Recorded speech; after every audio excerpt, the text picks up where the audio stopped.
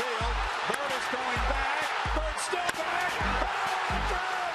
By Bullpen, a game-winning grand slam in the bottom of the ninth inning. What an amazing finish. Told you there was a little more in there. Wow, what a swing of the bat.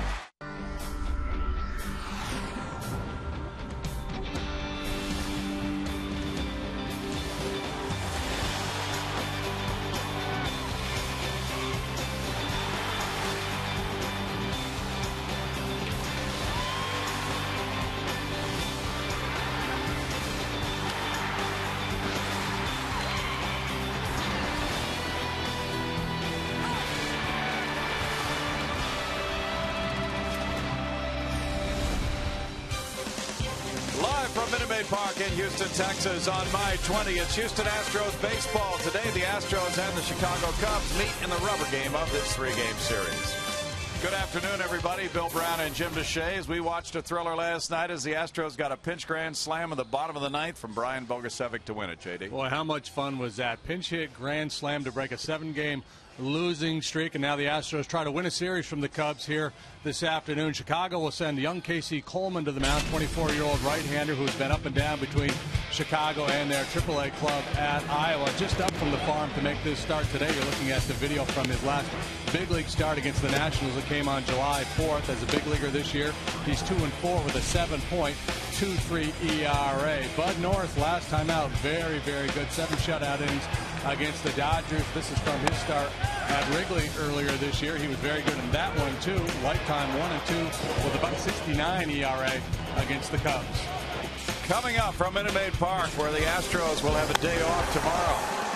Aramis Ramirez went deep last night, but Brian Bogusevic was able to overcome the Cubs' 5-2 lead as the Astros won at 6-5 on his pinch slam. The rubber game next.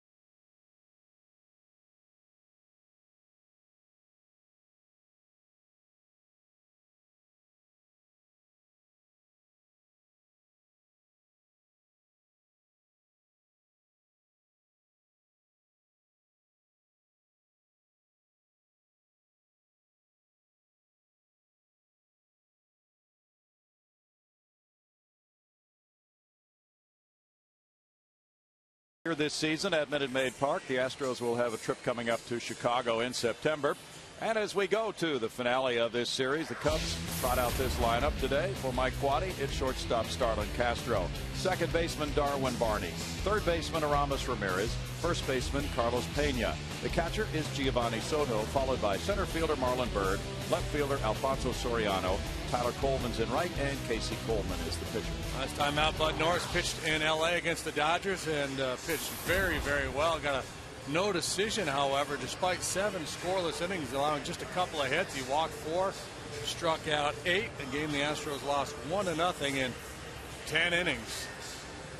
Offensively, here we go with Martinez, Shuck, and last night's hero Brian Bogusevic in right field. Infield of Brady's Barmas Altuve. Matt Downs gets his 3rd start at first base as Carlos Lee takes a day off. And Cooper on behind the plate for Norris. Now as the Astros get set for the day off tomorrow, of course the Wives Gala will be taking place on the field for the Houston Area Women's Center tomorrow night. So Brad Mills Club will have a day out of uniform, but for that important charity function. Then back in action Friday night for the San Francisco Giants. Quite a pulsating win for Brad Mills Club last night in his 2nd season as Astros manager. He sends Brian Bogusevic out to right field. He said that was the plan all along, regardless of his pinch hit game-winning slam last night. Bogusevic was going to be in the starting lineup for this one.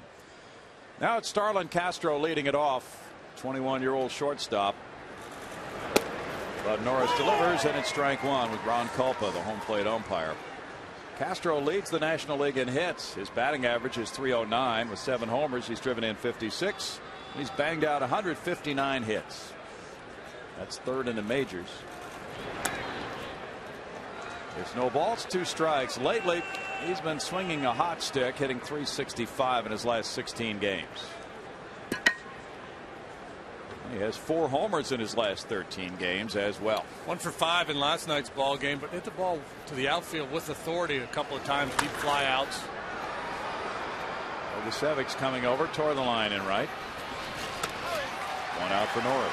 Astros got a pretty decent pop for a leadoff man. This is Bud's 2nd start against the Cubs this year. He's 0-1. Allowed 4 runs, only 1 of which was earned in 6 in the 3rd innings against Chicago back on July 22nd. Darwin Barney, a .291 hitter, settles in with 1 homer. He's driven in 35. It's a lineup that sets up pretty well for Bud. A lot of right-handed bats, and right-handed hitters have a tough time dealing with Bud. The only lefties in the lineup are Carlos Pena and Tyler Colvin. Barney had 2 hits last night. Takes that one as well, and it's a 2-ball no strike count to Barney, who's walked 16 times this year. Norris ran up against Casey Coleman last year here in Houston, October 1st. He lost that one 2-0 to Casey. Gets a strike there. That makes it 2-1. There's that breakdown, right and left. Right-handed hitters just 196. 2-2. Bud made his major league debut against the Cubs in Chicago in July of '09. He has pitched in all 4 of the Astros 1-0 games this year, including that last one JD talked about in L.A. A no decision for Bud. Breaking pitch, and he tried to check and did. On appeal to Brian O'Nora. Full count now to Barney.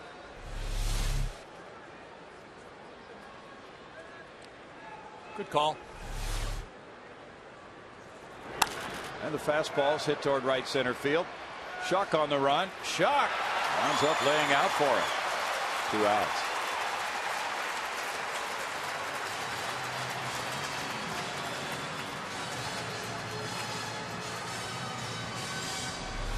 Ball fading away from Shuck, a ball that looked like initially he'd be able to handle easily, but the ball just kind of died on him.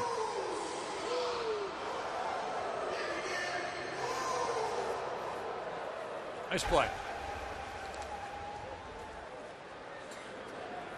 Aramis Ramirez has been one of the hottest hitters on the Cubs, 13 for 26 during a 6-game hitting streak, and swinging at a lot of first pitches. He fouls that one back for strike 1. Ramirez is 8th in the league in total bases. And last night he had a tape measure homer. Everybody okay down there? Just a little spill. Apologize. I'm sorry. Ramirez last night drove in his 8th inning homer hit up on the railroad tracks. Lines this one and he hooks that one foul. Nice play. Got the headphones and the glove on, so he could hear the play-by-play of himself making the catch. Yeah, just in case he wasn't looking, he could. That ball is headed to the fan in the red shirt.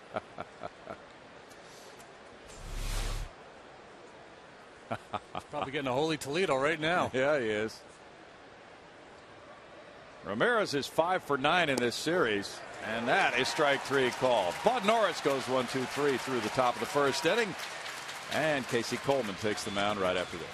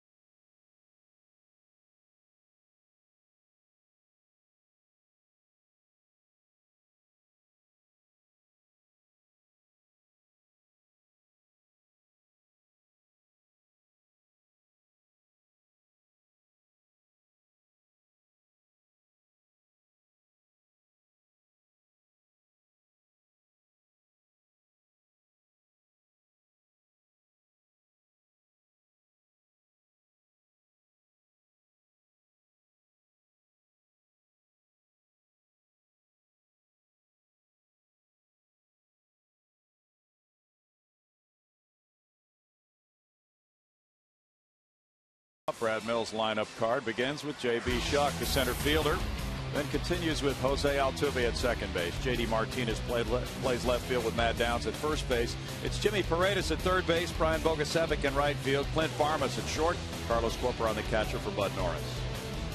Up and down between AAA and the big leagues each of the last 2 seasons. Here are the major league numbers for Coleman this year: 11 games, 9 starts, 2-4, 7.23 the ERA. He's walked 28 while striking out 31 and 42 in the third innings. 5 bombs. League hits .312 against Coleman.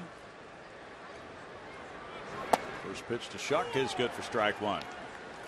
Not an overpowering guy. A finesse pitcher, relies on command.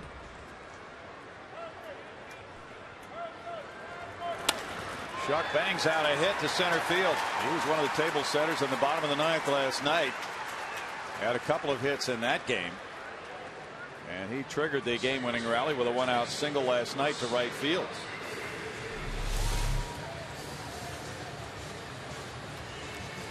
Coleman throwing that ball over the heart of the plate, trying to be aggressive, establish command of the strike zone early, and Shuck takes advantage. He's aboard for Altuve. A .317 hitter with no homers. He's driven in 5. Altuve is 1 for 8 in this series. Puts it in the air. Coleman will not get there. Neither does Soto. It's strike 1. Take a look at the Cubs defensively. Soriano, Bird, Colvin in the outfield this afternoon for Mike Quade. Ramirez, Castro, Barney, Pena cover the infield. Soto is the catcher. Altuve has hit safely in 20 of his 25 major league games. J.D. Martinez is on deck. Casey Coleman, a 3-generation major leaguer. His father Joe also pitched for the Cubs. His grandfather Joe was a major league pitcher. Up and in. 1 ball, 1 strike. He's got all 4 pitches, 15th round pick of the Cubs in 08. A solid winner in the minor leagues, and as Brownie mentioned, comes from a long line of pitching Colemans. Hey, sounds like a name for a band. Pitching Colemans. Yeah. I'll be here Tuesday night. 50-cent drafts. Don't forget your waitresses. No other family has featured 3 generations of pitchers in Major League history. Casey and his father are the 8th father-son combo to play for the Cubs, but the first father-son pitching combo. Casey went 5 scoreless in his last minor league start Friday at Tacoma for Iowa. Because most pitching fathers tell their kids, you don't want to do this. It's miserable. Play shortstop. You play every day. It's fun. I don't hang any L's on you. Witness what we just saw in L.A., right? Yeah. Cut 2 position players, sons of Major League fathers, shortstops, Gordon and Sellers. True. Altuve looks at a strike. It's 1-2 to Jose. Well, Coleman had good numbers at AAA. Iowa in 12 starts, 5-2 with a 3.65 ERA. But at the major league level, struggling, and this is part of his bid to be in that starting rotation for next year. This is his 10th start with the Cubs. That's in the air to shallow right. Colvin coming in. 1 out. And it's J.D. Martinez. Martinez with a .254 batting average has gone deep 4 times. He's driven in 15 runs. Without having seen Casey Coleman a lot, when just looking at the numbers, it seemed that he would have to cut down on his walks. Coming into this game in 99 big league innings this year and last, he'd walked 53 men. That's a big number for a finesse guy who doesn't strike people out. Little jam shot. Barney out. Barney with a catch. 2 outs. Barney made a tremendous catch in Atlanta a few days ago to end that 33-game hitting streak of Dan Uggla. This one much easier than the one in Atlanta. Just a little more, and he might have been able to get a soft knock out of it. And Barney, after the catch, a quick turnaround to see if he could catch Shuck too far off of the bag. Matt Downs drew a pinch walk in that game-winning rally in the 9th last night against Carlos Marmol. Strike 1 to Downs, a .248 hitter with 6 homers. He's driven in 25 runs. Downs 2 for 4 with 2 runs batted in this series. He started on the Monday night, had a pair of doubles. Carlos Lee getting a rest today. It's 0-2, and Downs, as JD mentioned earlier, making his 3rd start at first base. He has started now at all 4 infield positions for the Astros this season.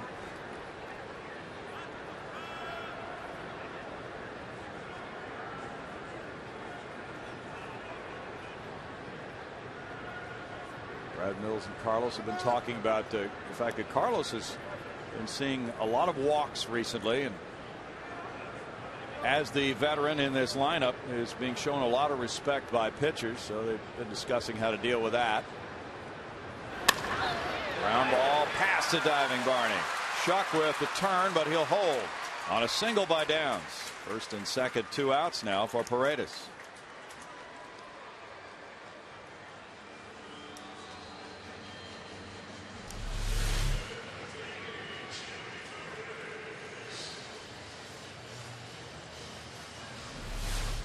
Swing there by Downs, who's generally looking to pull the ball and hit it with authority, but they're taking a pitch away from him and just punching it through the hole on the right side. Cubs drew first blood last night with 2 in the first. Astros with an opportunity here with Paredes. Had a couple of doubles last night. Up to 294 with a homer, 6 runs batted in. 5 doubles and a triple for Jimmy.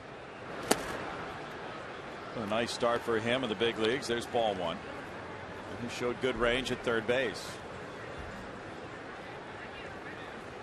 Jimmy's hitting 294 in August. Last night, the first game in the majors with a couple of doubles, showing that he has some pop. It's 1-1.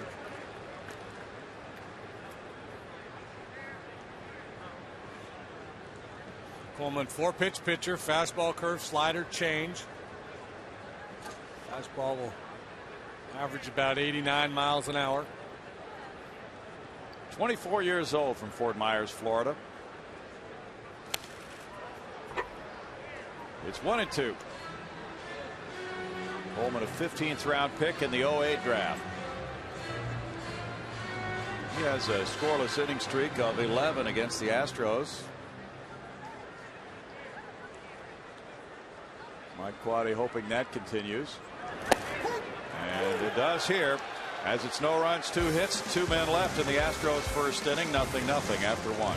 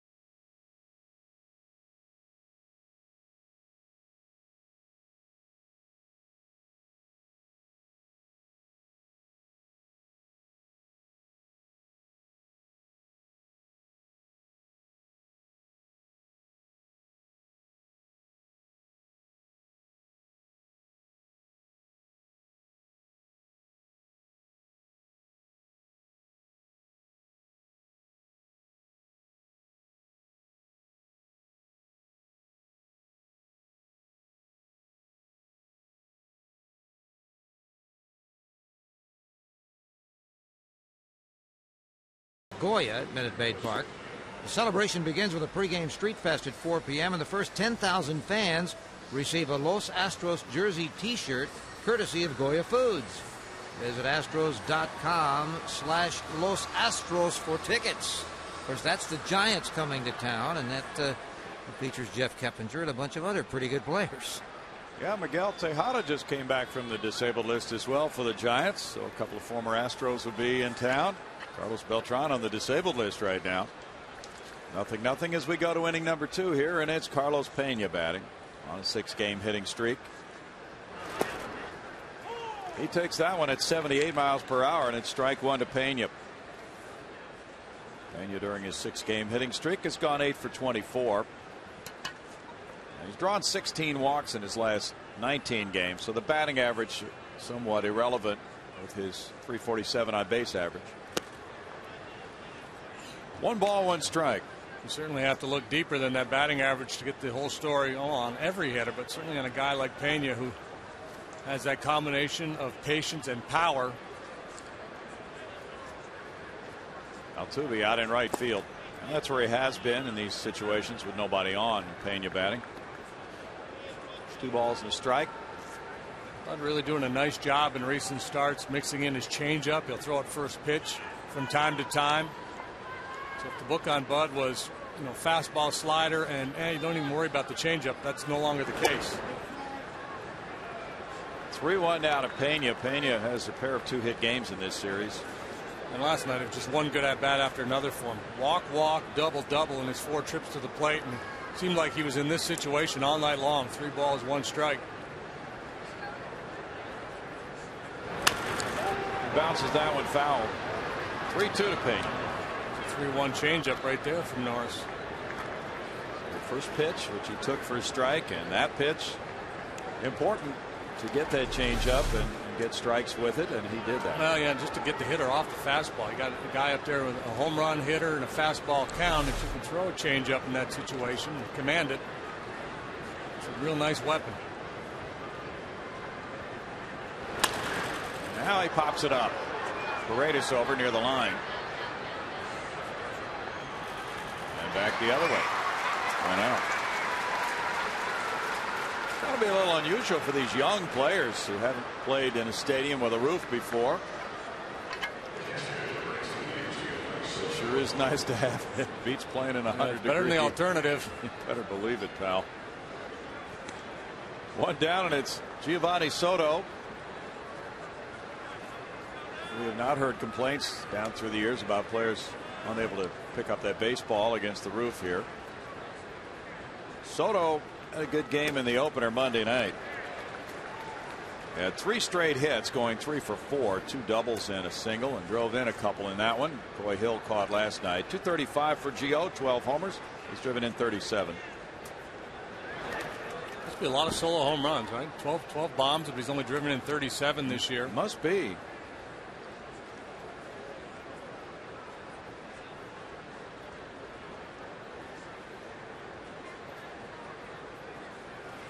He started the road trip 0 for 13 before turning it around Monday night. And gets a hit here between third and short. First Cubs base runner. Soto aboard for Marlon Byrd now.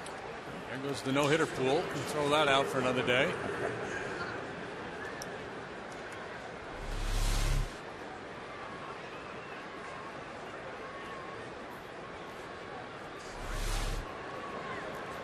Byrd with a 302 average coming up next against Bud. Has 6 homers, 22 driven in.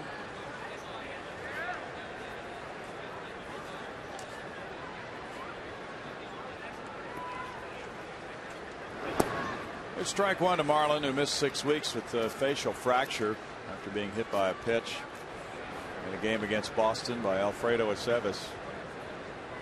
Marlon got a hit Monday night. He's 1 for 7 in this series with a couple of walks.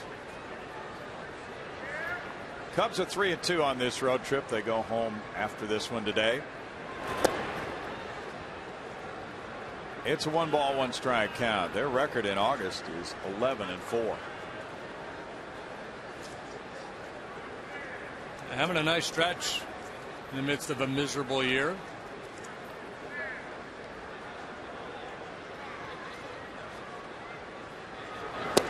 Astros are still in search of a nice stretch in the midst of their miserable year. Yeah. The Astros will be in Wrigley September 16th through the 18th. Cubs have the 3rd best record in baseball starting July 31st, 12-4, trailing only Milwaukee and the Phillies. Brewers 18-2 in their last 20 ball games. How about that? They're on a roll. Nobody's pitched better than them in the second half of the season. Their ERA over the last 5 ball games, their starters' ERA is less than a run. And they have opened up a 7-game lead over the Cardinals.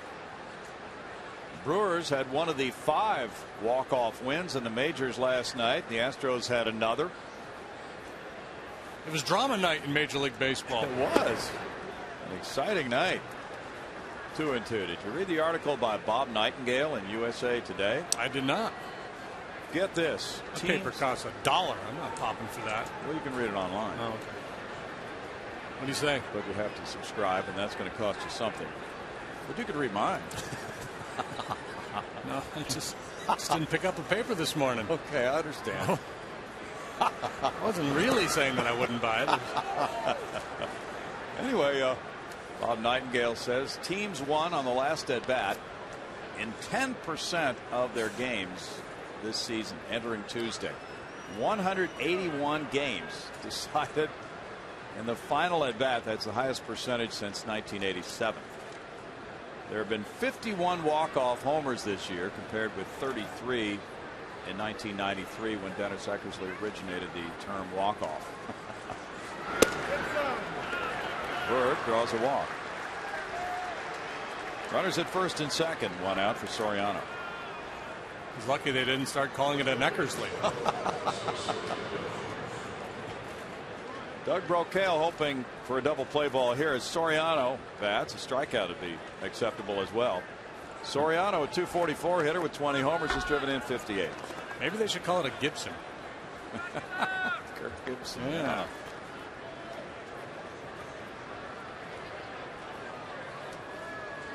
That was one thrilling night, though, watching all those highlights of the White Sox game. Foul back, there's strike one. They went into extra innings. White Sox hit 5 triples in that game. How about that? That's amazing. 22 hits for the Sox in that 14-inning affair. Yeah. That is nuts.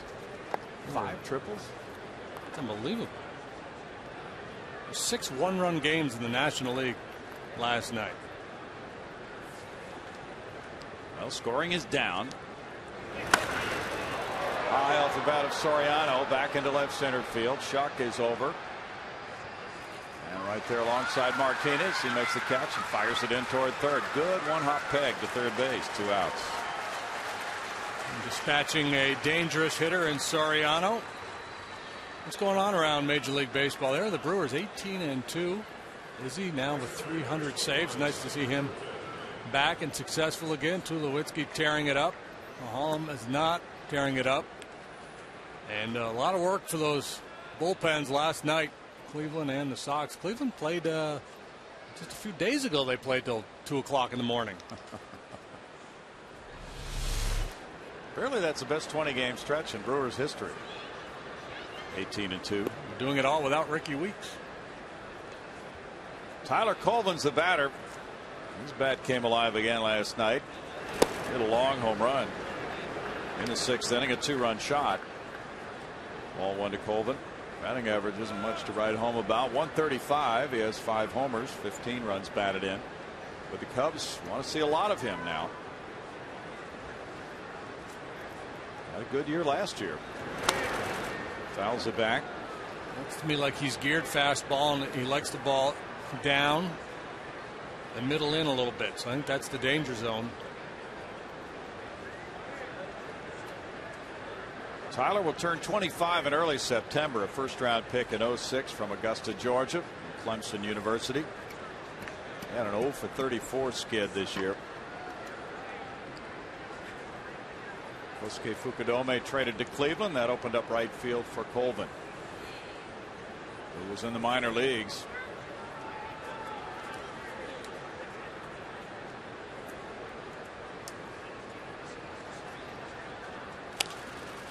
In the air, and Jimmy Paredes runs over. Carlos Corcoran there for the catch. No runs, 1 hit, 2 men stranded, no score after 1.5.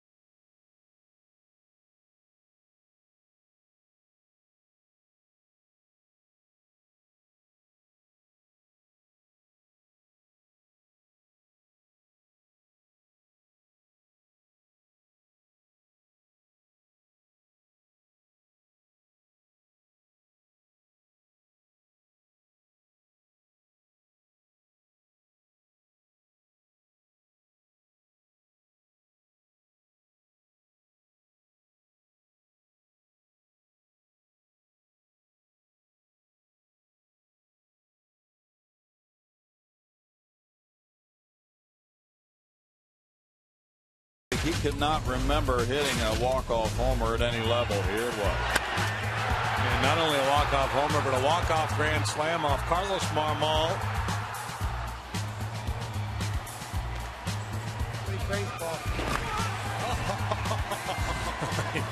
It's doused. And well worth it. been a nice stretch for him. First big league home run on the road trip in Arizona. Now this game winner.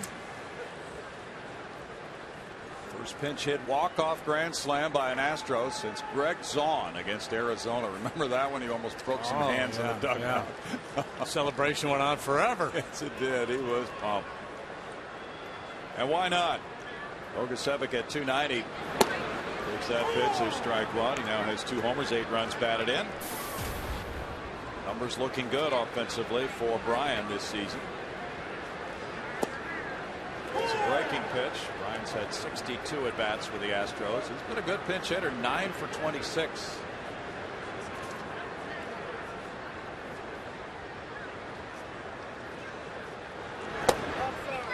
Takes that pitch for a ball, and it's 1-2. Coleman's got this kind of a funky little delivery where he turns his back to home plate. Probably trying to add a little deception, helps him keep his weight back over the rubber.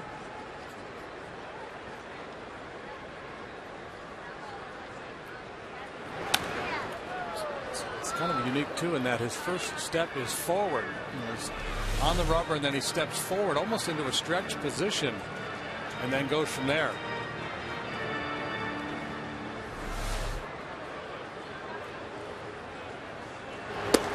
That's robotic. 2-2. This is the 11th start for Bogusevic this year.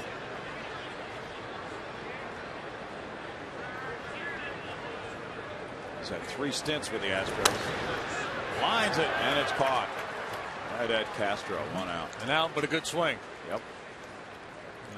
And we talked about it last night. Brian converted from pitcher to the outfield. Of course, he did both in college, very successful, and both as a hitter and a pitcher in college. But when the Astros drafted him, they wanted him to pitch. He tried that, and then about midseason 2008, made the conversion to being an everyday player in the minor league. So he doesn't have a ton of experience as a hitter at the professional level.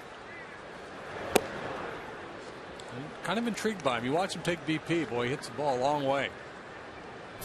Strike to Clint Barmes with 8 homers, 25 runs batted in at a .254 batting average. 3 for 6 in this series. Ran into the general manager of the Cubs, Jim Hendry, after the game last night. And he said the Cubs were scouting Bogusevic when the Astros were in 05. The Astros had a little bit higher pick and took him from Tulane. He said the Cubs, Randy Bush was scouting. He's the assistant general manager. And he said Randy valued Brian more as a hitter than as a pitcher. And Jim Hendry said, unfortunately, tonight that proved to be true. Give high marks to Bushy for his evaluation. Yep. Randy coached for a while at the University of New Orleans. He knows that turf. Mike Quaddy's a New Orleans guy, too. Still 1-2 to Barmes with Corporan on deck.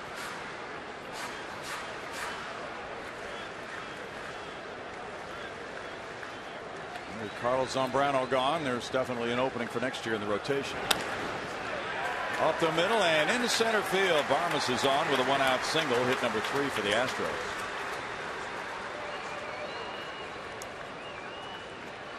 Coleman among those trying to secure that spot. Slider off the plate, and he just punches it up the middle. Not unlike the base hitter of the ball anyway. He hit off Marmol last night. He reached down, got a slider from Marmol in the 9th, and hooked it into left for a knock. Carlos Corporan getting his first at bat in this series at 183. Has driven in 7. Humberto Quintero went to Brad Mills and said he was good to catch today. But day game after night game, Brad wanted to give Carlos this start, and there's ball 1 to him. Well, it's just a $150 from this side of the plate this year. Jordan Schaefer came in this morning and headed for Oklahoma City, where he'll be playing tonight for the Red Hawks to begin his injury rehab assignment.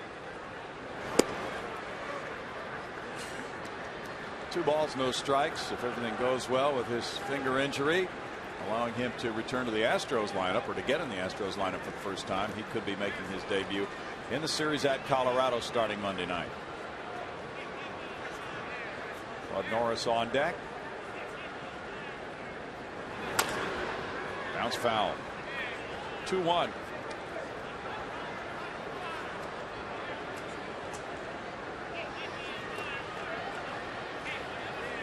Cubs 1-2 of 3 in Atlanta before coming here, and they've been putting a lot of things together recently. They have not started August any better than 11-4 through their first 15 since 1927.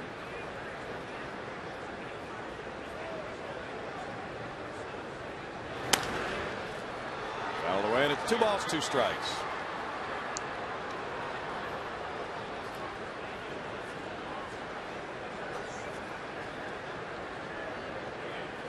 Today, this wraps up a stretch of 23 consecutive days at the ballpark for the Cubs.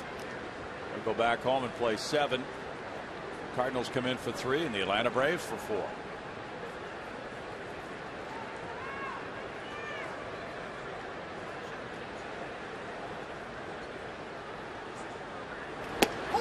That's strike 3 called. Coleman's second strikeout, and Norris bats. Well, it's exactly the same pitch he threw to strike out Paredes to end the first inning. That two-seam fastball starts at the hitter's hip and then runs back to the plate.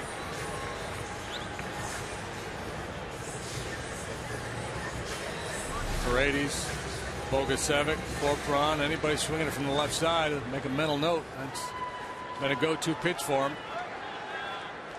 Norris with a 100 average has 4 hits and 40 at bats.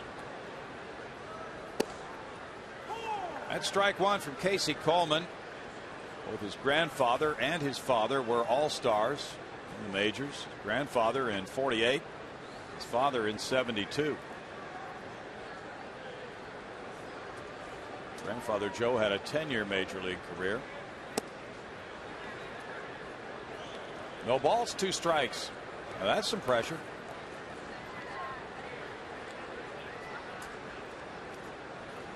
Yeah. If you can't just be a big leaguer, you got to make an all-star team. You get dissed at the family picnic. What's wrong with you, man? Strikeout looking, and that's number 3 for Coleman. No runs, a hit, and a man left for the Astros. And after 2, there's no score.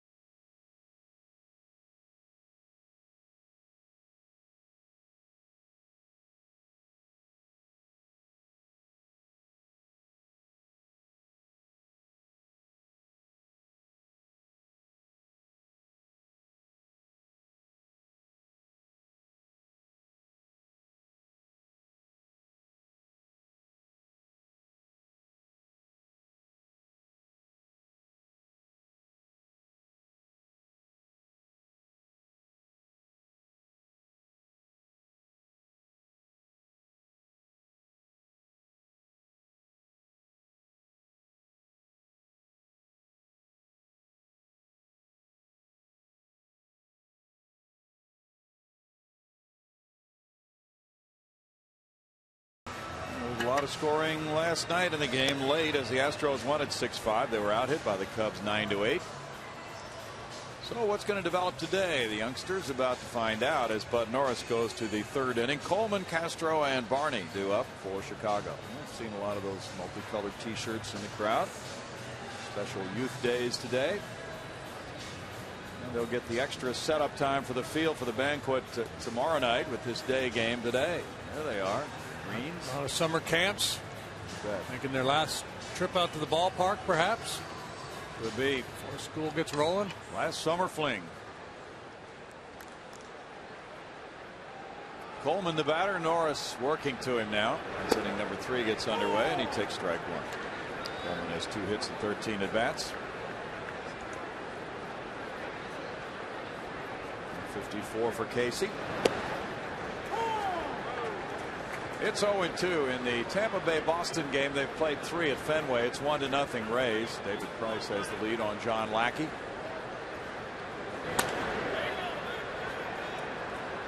Anything else under the lights tonight?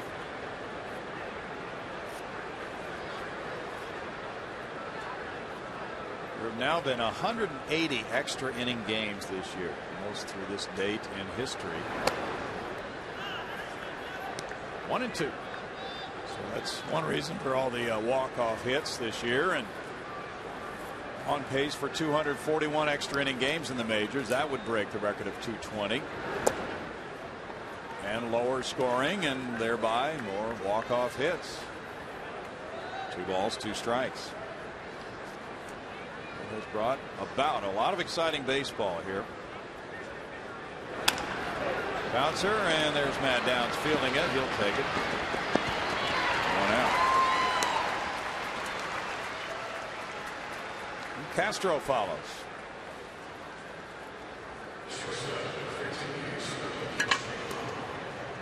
Well, with what Castro did last season, he is quickly establishing himself as one of the top young players in Major League Baseball. Last year he hit 300. Had almost a full season, 109 minor league at bats. He set a major league record for a debut with 6 runs batted in. Hit a fly ball to right earlier. Taking ball 1 from Bud Norris. Bud can square his major league record at 21-21 with a win today. Cubs signed Castro when he was 17 years of age. Altuve catches the liner.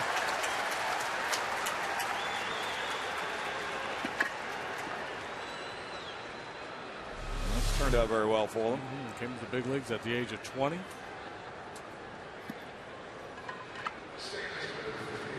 21-year-old Altuve with this play.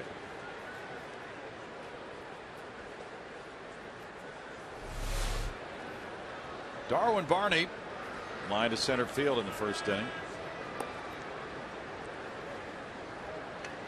Played on the Oregon State 07 College World Series champs. There's ball 1. Baltimore and Oakland have a late afternoon start in Oakland.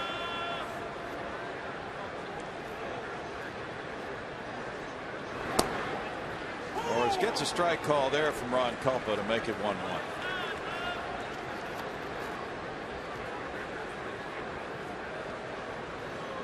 Cliff Lee pitches tonight for the Phillies at home against Arizona and lefty Joe Saunders. It's out to right center field and a hit. A single for Barney with 2 outs, fielded by Bogusevic. Hit number 2 for the Cubs. Hitting a walk last inning. Now this 2-out single by Barney. Bud's been able to keep the leadoff man off base in each of the first 3 innings. Doesn't have his best velocity here this afternoon, though. Fastball typically 89, 90, 91 here today, and he's at his best. He's capable of reaching mid-90s with that heater. Ramirez out to left center field. Schuck backing on it. Schuck now watches that ball, and it disappears for a 2-run homer. Number 23 for Aramis Ramirez, his 40th career home run against the Astros. That ties him with Tony Perez, 4th among all-time Astros opponents. Loves to swing at that first pitch, and some guys in the league get the reputation of being a first ball fastball hitter. He's just a first ball hitter. It doesn't matter if it's in the zone. Quite often he's hacking. And Bud's just, he knows the reputation, knows he likes to attack early, and a lot of times what you do is just throw a get over breaking ball in that instance. But this slider, not a terribly bad pitch. It didn't have a whole lot of movement, but he's just trying to throw one over the outside part of the plate, and Ramirez just reaches out and really gets through it well. 40 bombs against the Astros, 129 runs batted in. He's now 6 for 11 in this series. That one gives him a 7-game hitting streak. And Pena takes ball 1. It's the 18th home run surrendered by Norris in 150 innings.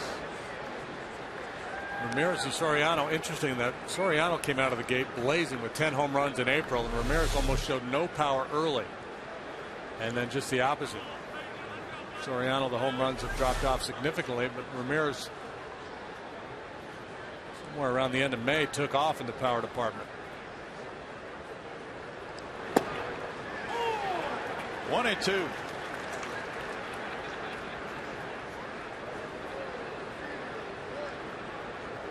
The Cubs are in the middle of the pack in home run hitting. That's number 117 of the year for them. They rank 7th in the National League.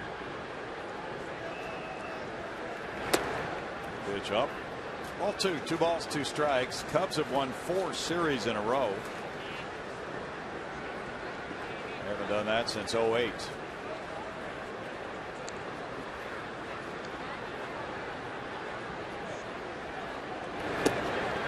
Good location there. Pena strikes out, but the Cubs get a couple on the Ramirez homer, number 23 for Aramis. 2-0 Chicago.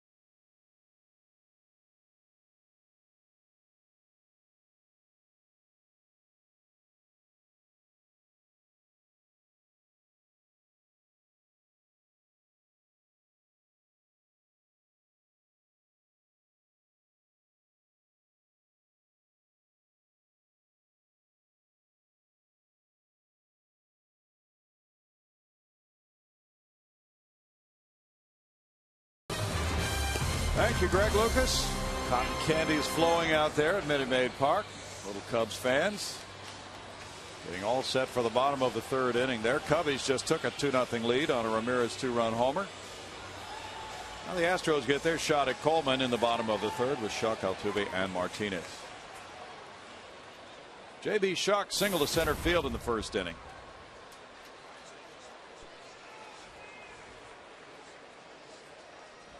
Friday night, the number 1 draft choice will be in town to meet with the media. George Springer. There's strike 1. And he'll be taking batting practice with the Astros after meeting with the media.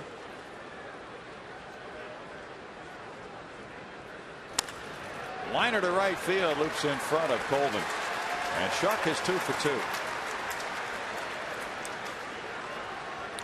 Like he could be one of the 3-star selections. Well, his day's going. Yeah.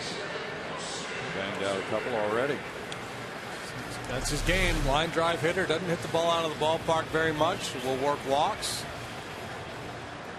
Great look at it there. And Exmo as the hands stay back. Even though the weight had shifted forward, the hands back, and he's able to put good solid contact on it. Altuve tried to bunt in the 1st inning. He fouled off that bunt try and then wound up hitting a fly ball to right field. That's strike 1. He's been working hard on his bunting. Shuck now has hit or reached base safely in 8 of his 10 major league games.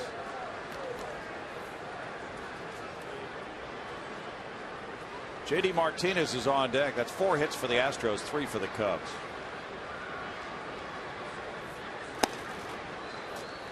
No balls, 2 strikes for Coleman. Good sinker right there from Coleman. Yes, it was. Some serious downward action.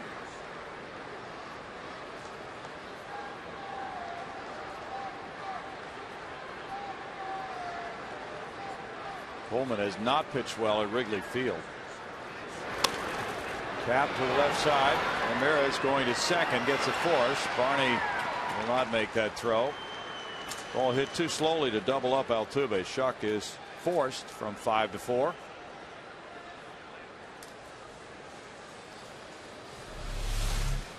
Barney might need a new cap. So he's got some mold growing on that one.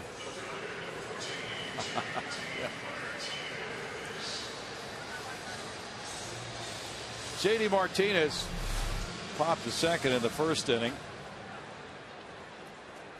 Altuve is 2 for 2 in base stealing. Yeah, he's had that for a while. What's going on with that thing? He's had it for a while. Must be a good luck cap for him. If Altuve feels good about stealing a base here, this would be a good time to do that. Coleman has to alter his delivery a little bit. He's got that kind of a pronounced turn when there's nobody on base, but from the stretch with the man on, he has to make it a little more subtle. Because if he did that big turn, he would be very easy to run on.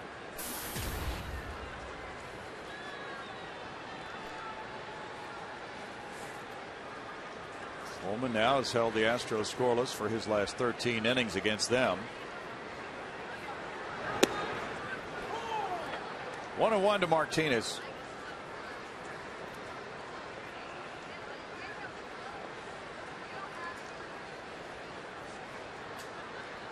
Coleman is a minor leaguer, 33-18 with a 3.71 ERA. Got that level pretty well figured out. Yes. Quick move to first. Altuve diving back. Coleman's a good athlete. Swings the bat, fields his position well, and just showed us a nice quick pickoff move.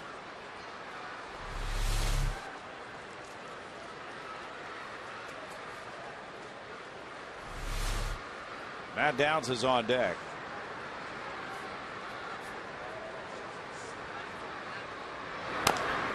Grounded foul. 1-2.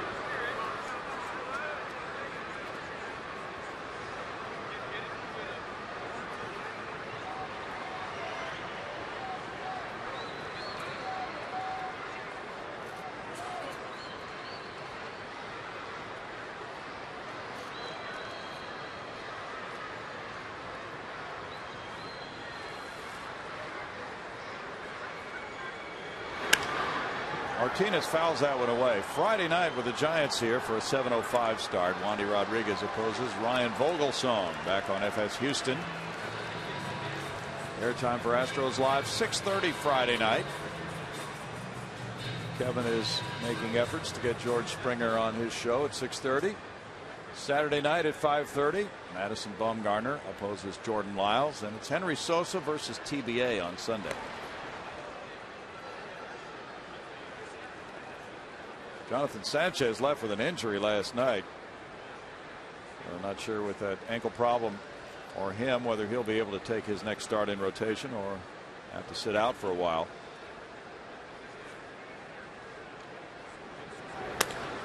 Line into left field for a hit. Giants have a very deep rotation, but the Astros certainly catch a break in that they're not scheduled to face Lincecum or Kane.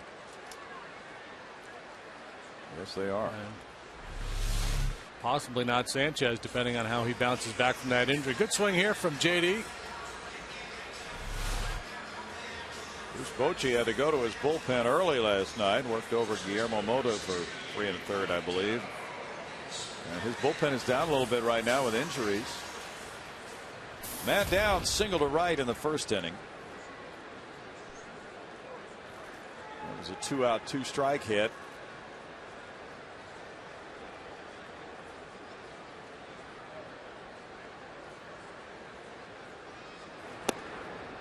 Takes that one, and it's strike one for Coleman, who has allowed 5 hits. They've all been singles.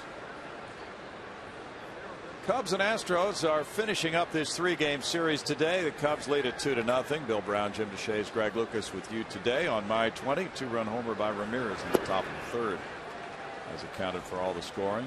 It's 0-2 to Downs with 2 men on and 1 out here in the home third. Last time up, Downs got a base hit through the hole on the right side. A similar approach would probably serve him well here. 0-2. Try to stay back a little bit, let the ball travel.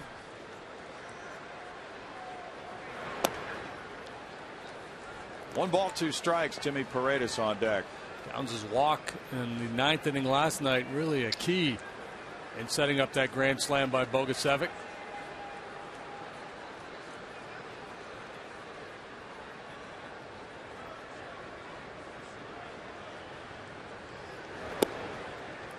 It's 2-2.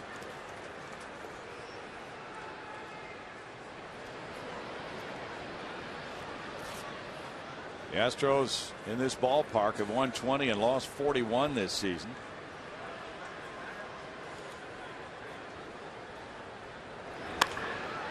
That one heads for center field. Marlon Byrd backing a few steps for the catch. 2 outs. Coleman doing a real nice job keeping the ball down there on Downs. And he goes down for the second out. Yeah, and that prevents him from going for the downs on a pitch like that.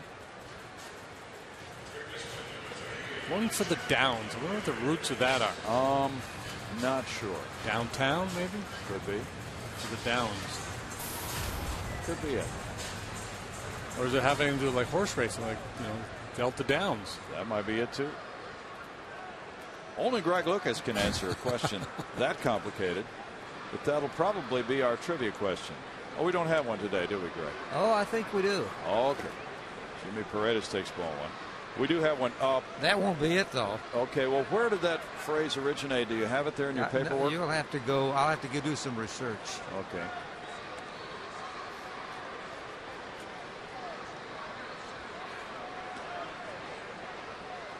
Would that be through the auspices of Sabre? Actually, sometimes you can just put in the phrase as Brownie knows. That's what I'm trying right now. Okay. Turn back towards second. Altuve back to the base. Well, this is interesting. The first one is, does anyone know the origin of the phrase going for the downs? And nobody knows. Wikipedia says the Downs are an area of public open limestone downland in Bristol, England. Hey, we got a ball game going on out there. Yeah, we do, but that was a crazy play. Castro cut in. Yeah, he's hurt. On the previous play, the pitcher Coleman turned, but nobody went to second. And Altuve scrambled back. This time, Castro cut in behind him, and they might have had him. Jammed his hand on the bag as he caught the ball. He jammed the glove into the base, maybe jammed his wrist a little bit. A good throw probably gets him if the timing is perfect. That could be one of those daylight plays when normally you're looking for a little more separation, a little more room between the fielder and the base runner. Yep, that was quick, and so quick that the left wrist is stinging Castro right now.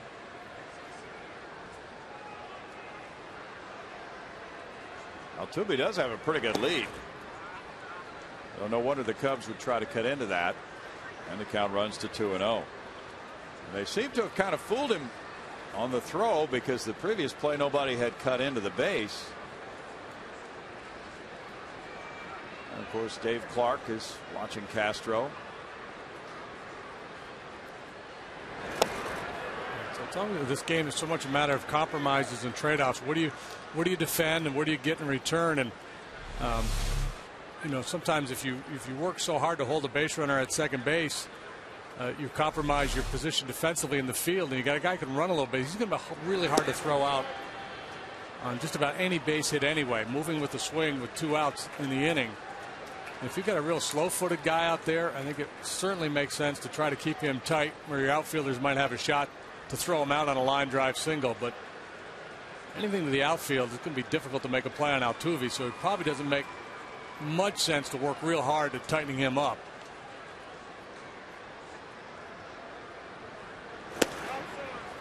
Paredes has worked a walk to load the bases now with 2 outs for guess who? Mr. Grand Slam himself. How about that? Deja vu all over again, Yogi. You realize that last night, JD, he hit an ultimate grand slam? The ultimate grand slam. Yeah. Did you get that at Denny's? You probably could. A little different version of it. So, is that like ultimate frisbee? An ultimate grand slam is defined as a game-winning grand slam in which the batter scores the winning run. We needed all 4 of those. That's right. Not like that walk-off grand slam that Hafner hit earlier this year for Cleveland. They didn't need all 4 of those runs. No. This was the ultimate grand slam. Yeah, his run had to score to win the game. There is strike one. Have to be a strike. Do you realize, JD, that Ryan Bogusevic hit only the 26th ultimate grand slam in big league history last night, and he was the first Astros player to hit an ultimate slam. Wow. There's a shot off the glove of Pena. That was for Altuve. And behind him, Martinez comes to the plate. And now Dave Clark hangs up a stop sign for Paredes on a 2-run double by Mr. Bases Loaded, Ryan Bogusevic. The reincarnation of Pat Tabler.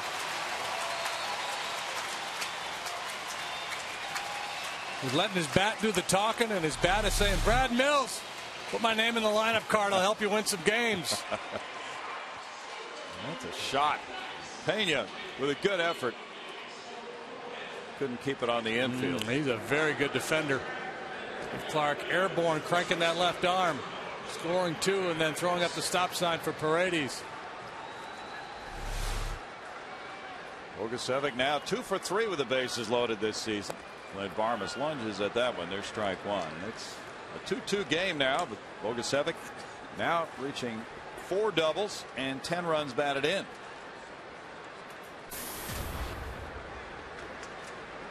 Hit the ball hard first time up, lined out, but hit it hard. Yeah. Chicago area player, and he's driven in 6 runs against the Cubs in only 5 at bats. Further vindication for Randy Bush's opinion of him as a better hitter than pitcher. Oh, sometimes you wish you were wrong. Well, not really. He got it right. They just didn't draft him. 1-2. So I've never heard that term before, the ultimate grand slam. Join the club. Who said that? I don't know. We're going to have to read further. The Pirates have 4. Farmas is down on strikes.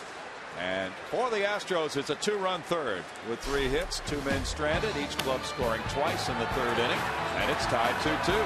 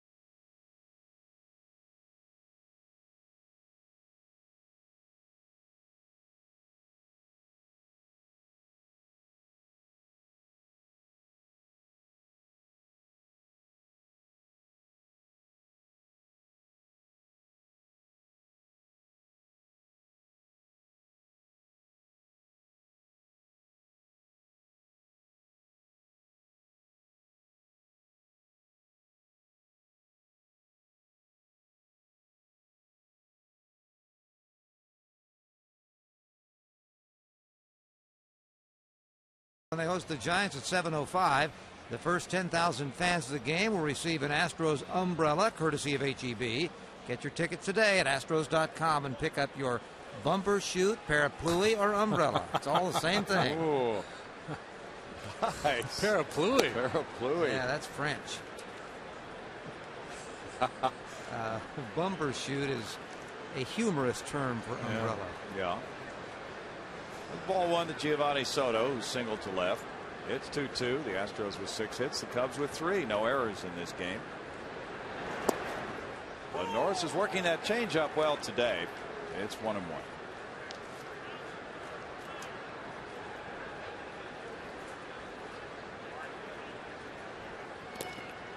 Times if you establish soft away, that sets you up to come hard in, because the changeup slows the bat down, slows the hitter's swing down a little bit. He has to respect the off-speed pitch, and it's tougher to get to an inside fastball than it is a fastball away. But yeah, line drive to left field, headed for the seats, and the Cubs with their second home run of the day. Soto hits his 13th, and it's 3-2 Chicago. If you don't have enough on it and you don't get it in there, that could be the result. Second long ball this season for Soto against Brad Mills' Astros. He's driven in 6 against Houston, and the Cubs are in front by 1. The hitter's able to get the hands pulled in and then throw the barrel to that inside fastball. That's a pitch you can really drive. Think of it like a boxer who's able to make a good jab at close quarters. Quick, short path to the ball with power. That was Kevin Allen's camera. There's ball one. Marlon Byrd walked in the second inning. Kevin Allen. Sometimes you go out there and you just don't have your best stuff, and you have to kind of find a way, and that seems to be the case today for Bud. 2-0. It's important, especially for a guy who's still relatively young, does not have a world of experience, to be able to go out there and, if you can win without your best stuff, it can really help you in the future.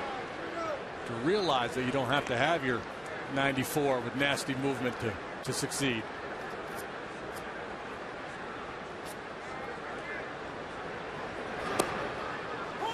Three balls and a strike.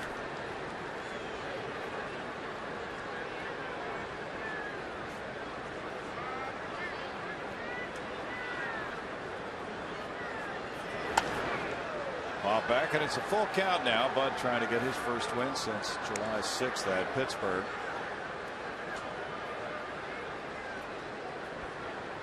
Wins very difficult to come by this year for Astros starters.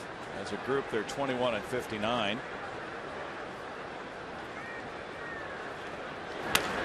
Line and into right center field for a hit for Byrd.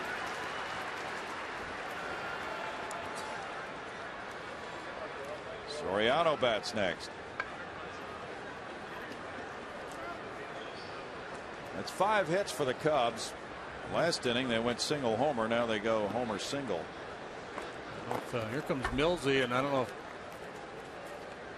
the blister is an issue or not. Well, that's been something that Bud has been dealing with for several starts now, and every time we ask, we're told that it's fine, it's manageable. Bud's been digging his hand in a barrel of rice to toughen up that skin where the blister is.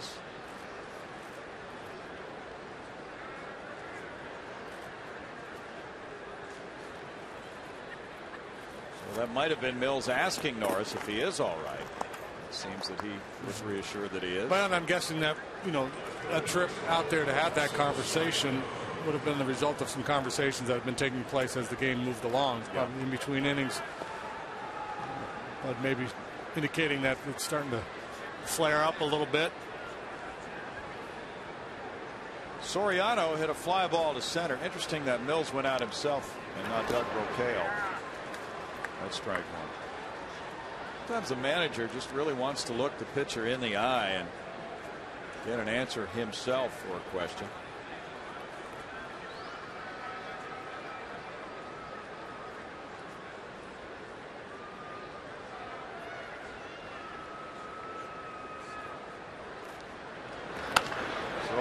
Puts that one into right field for a single. Byrd heads for third base. Bogusevic with the throw, and Paredes safe, and now into second base. Soriano. Looked like the Astros might be able to get him, but Byrd slid in safely, and then Soriano took advantage of that opportunity to go to second. Long throw by Bogusevic. Yeah, the former pitcher out there in right field. Gets off a real nice throw. Charges the ball well. Comes up.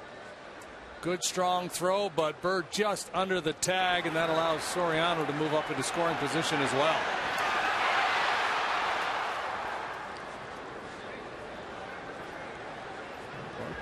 Just like a throw home from the outfield, if you throw it low enough where at least the option of cutting it is there, you'll keep that back runner at first base. Second and third, nobody out for Coleman, and that's strike one. Coleman is on deck. Well, if Norris can get this hitter, then he'll have a pitcher to deal with. Chance to get out of the inning without any more run scoring. Only Paredes is in close on the infield. And I can't afford to pull him in here with two runners in scoring position this early in the game. Trade that out for a run on the ground ball anywhere but third. A sharply hit ball to first base. You might have a shot at Bird if he goes. Yeah, Downs has a strong arm.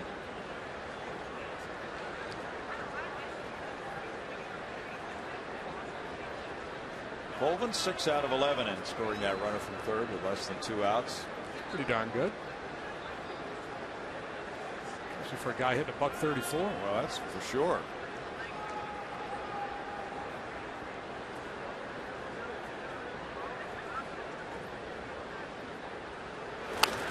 So does that count the times he may have walked in that situation? So that's my thinking. No, it wouldn't count those times. So that's his batting average in those situations. Yeah.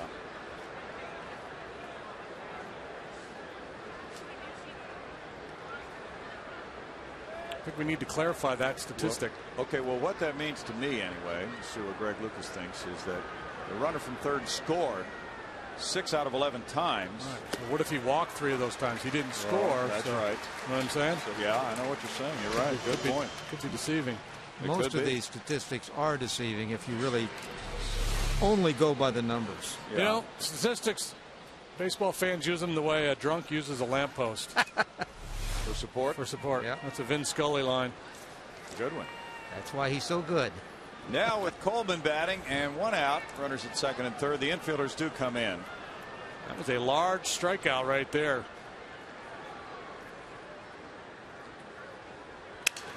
Broken bat, Altuve. 2 outs. Yes, it was, because now it's up to Castro to deliver. Number 8 hitter has a lot on him in situations like this one. Jeff Fulcino is warming up for the Astros, so it just might be that not all is right with Bud Norris.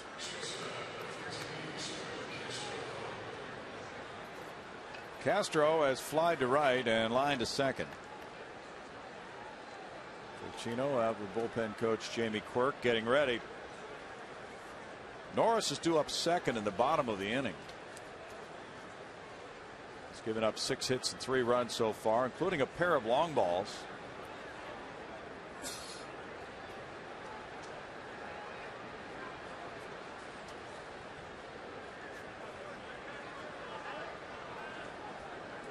Bud's thrown 67 pitches.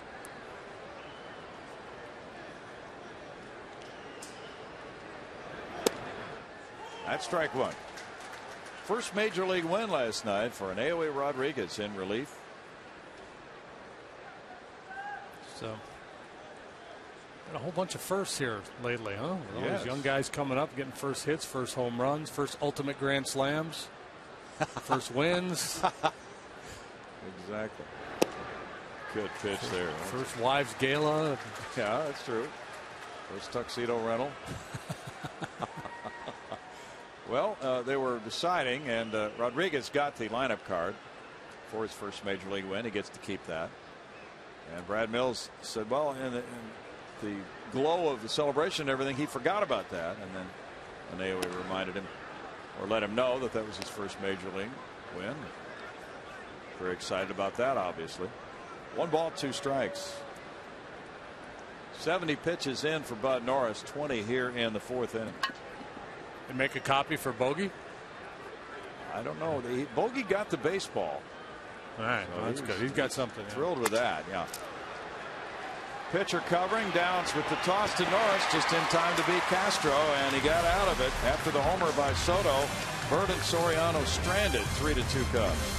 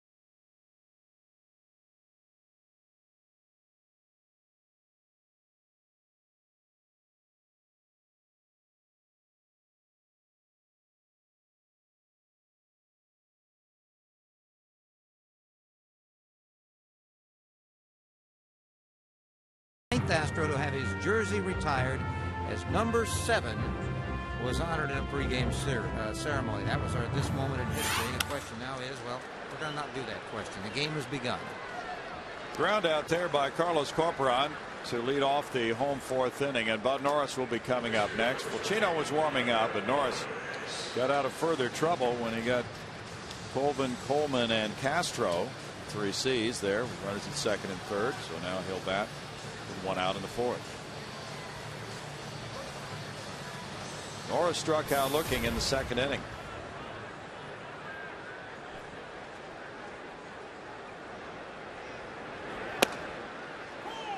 Strike 1 for Coleman.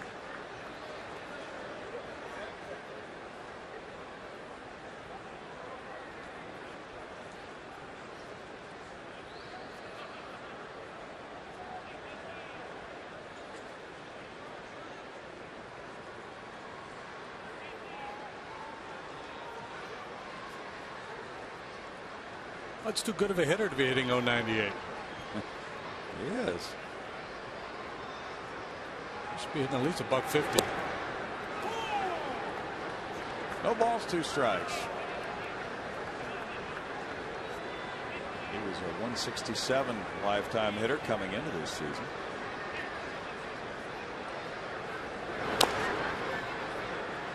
Fouls that one away. Still 0-2 to Bud.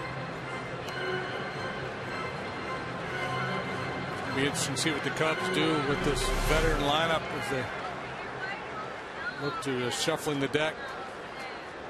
Just a couple of years ago, they were pretty good. 2007 and 8, they won the division. Finished second in 09. Last year, they weren't very good.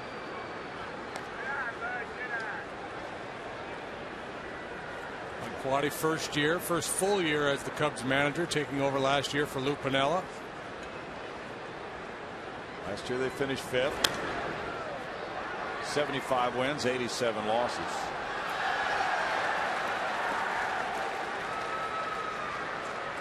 By Quaddy, after he took over, the club was 24-13 last year.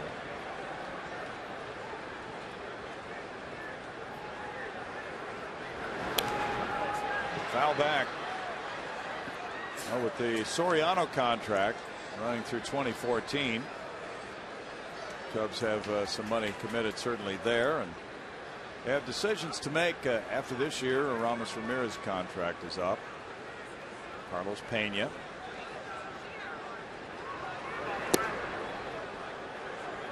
Dempster, I believe, has a player option for next year. I think that's right, Brownie. Got that last night. Zambrano is signed through next year as well. They might be willing to eat that one. That's what it sounds like. That's a shot. Now he's working on that batting average. Told you he wasn't an 098 hitter. Well, 2-2 count. He put a nice swing on that one. It's hit number 5 of the season for Bud. J.B. Shuck is coming up. It's a real swing there. That's not a pitcher just running into one. That's a legit looking swing. Hits in every inning for the Astros so far. Total of 7 now. 6 singles and a 2-run double by Bogasevic. J.B. Shuck has 2 of those singles. To center field and to right. So now they're going to pitch him away, and he's going to punch one to left. Strike 1. And he can do that. He has a pretty short stroke. He can wait just a fraction of a second longer than some hitters with a longer swing might be able to wait. He had 302 at AAA, Oklahoma City. Bounce to the left side. Castro going to second, gets the force on Norris. And Shuck is aboard with 2 outs now.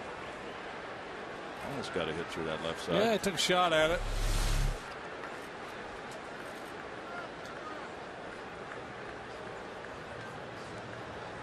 Low throw to Barney, got the job done, and now it's Altuve. Well, Castro trying to be quick there, thinking that maybe they had a shot at a double play, but really didn't. Should have taken a little more time and made a more accurate throw, but they got their guy. That's all that really matters. Altuve has hit a fly ball to right and bounced into a force. Looping fly ball left field. Soriano in, and that's a hit in front of him. Now he keeps the ball close enough to prevent Shuck from going to third on a single by Altuve.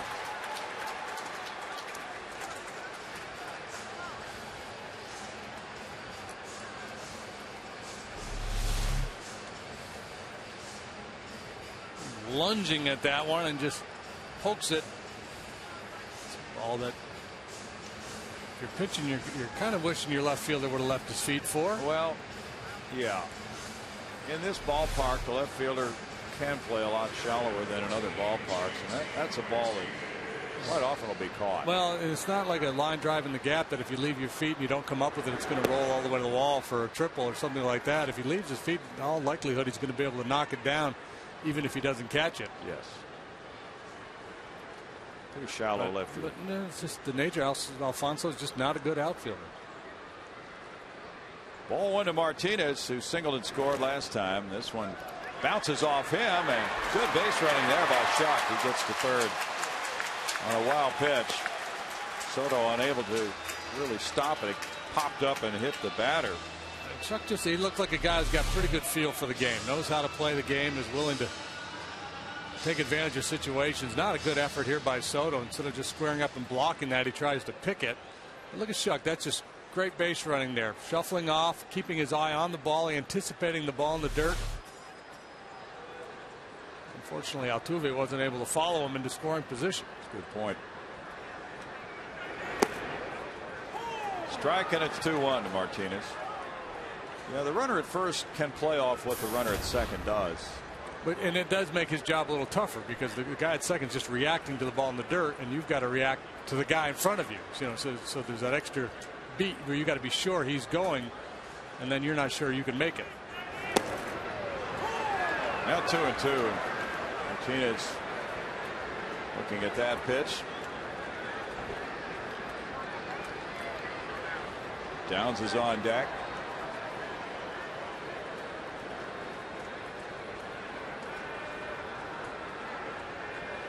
.75 pitches for Coleman. Martinez is doing a lot of looking this time up. He's worked the count full. Yeah, he's a pretty patient hitter. I mean, there are times where he goes up there and he's willing to swing early, but he's got an idea of what he wants to hit and where he's looking for the ball.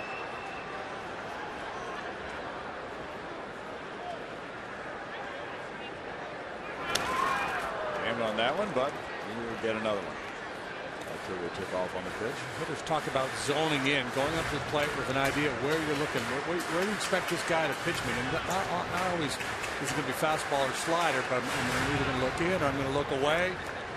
And guys oftentimes are willing to commit to that approach throughout that bat, at least until they get 2 strikes. Then they're just looking for the ball. Ball 4. That was the first full count for Coleman, and he has delivered his second walk, setting it up for Matt Downs to bat with the bases loaded. Well, Martinez worked that walk, his 6th of the year, and Matt Riggins comes out now. Riggins, by the way, in one of the articles in the Chicago newspaper, said he has not talked with Carlos Zambrano. He's letting upper management handle that situation. They talk it over here, and Downs, who singled to right in the first inning, then hit a fly ball to center in the third. Astros have stranded 5 so far. Mike Quaddy's club has been dealing with constant base runners in this inning, in this game.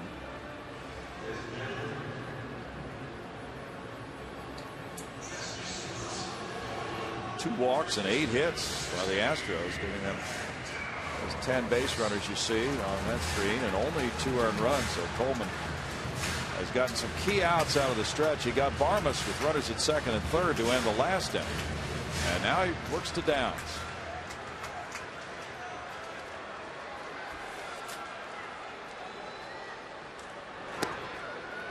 Ball 1 to Matt. As a team, the Astros are hitting .244 with the bases loaded. Downs 0 for 3.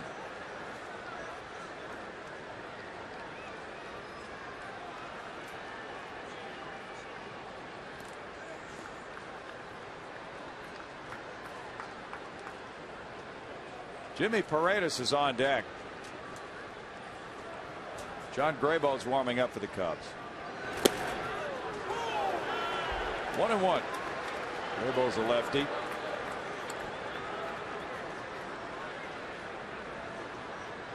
J.B. Shuck has reached third base with Jose Altuve at second. And it's J.D. Martinez at first. Now 1-2 to Downs. A couple of tough pitches. Good sinker right on the knees, and then comes back with the curveball for strike 2.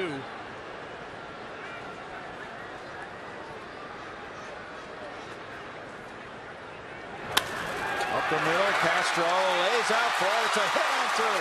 Shuck scoring. Altuve to the plate. 2-run single for Downs, and the Astros have the lead 4-3. Big hit for Matt Downs with 2 strikes in the count.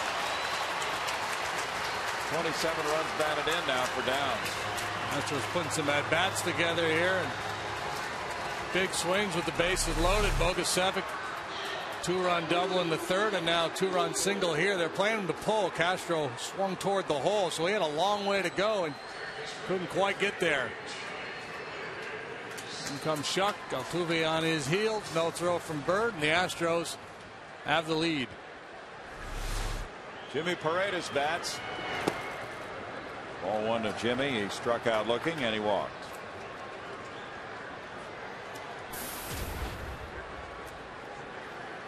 Graybo presumably is warming up for Bogasevic in case Paredes reaches here. Foul ball makes it a 1-ball 1-strike count. This will be the 25th pitch of the inning for Coleman. 9 hits already for the Astros this afternoon. Well, they had a big series in Arizona, but then didn't hit much of anything in L.A. Out to right field, and that's a hit in front of Coleman. Stop sign at third for Martinez. The bases are loaded again on a single by Paredes. And look who's coming up. Mr. Bases loaded.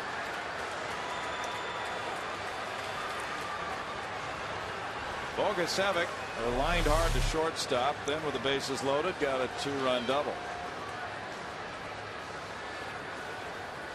Mike Quaddy's seen enough. He's going to go get his veteran lefty. Well, especially after the 2 good at bats Bogasevic has had against Coleman. Quaddy doesn't want a third. 4-3 Houston as Coleman gives up the baseball. Back in a moment.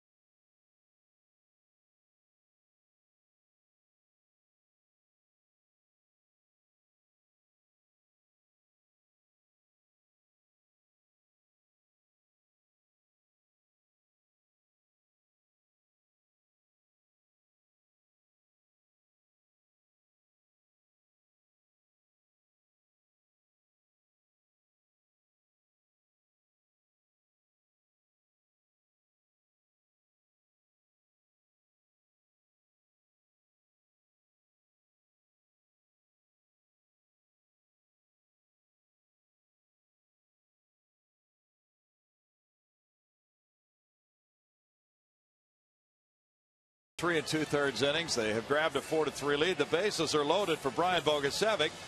He came up in the third with the bases loaded, had a 2-run double. Then last night, back to the ultimate grand slam. Marmol had flipped a couple fastballs by him up in the zone. That one down a little bit and out away from him, and rode it on out of here. That got him a Gatorade bath. Kind of in the same area where he is home run in Phoenix too. Actually, it's a Powerade bath. John Graybo's 3-0 with a 5.01 ERA. 50 and a third innings. Lefty on lefty here. Started him with an off-speed pitch. He throws a lot of changeups. He's not a hard thrower. You see an equal mix of fastball, slider, and changeup from the veteran Graybo, who came up with the Pirates back in 2003. You got a win at Chicago against the Astros in the 10th inning, July 24th. It's strike two there, and it's 0-2. Graybo's faced the Astros 5 times this season.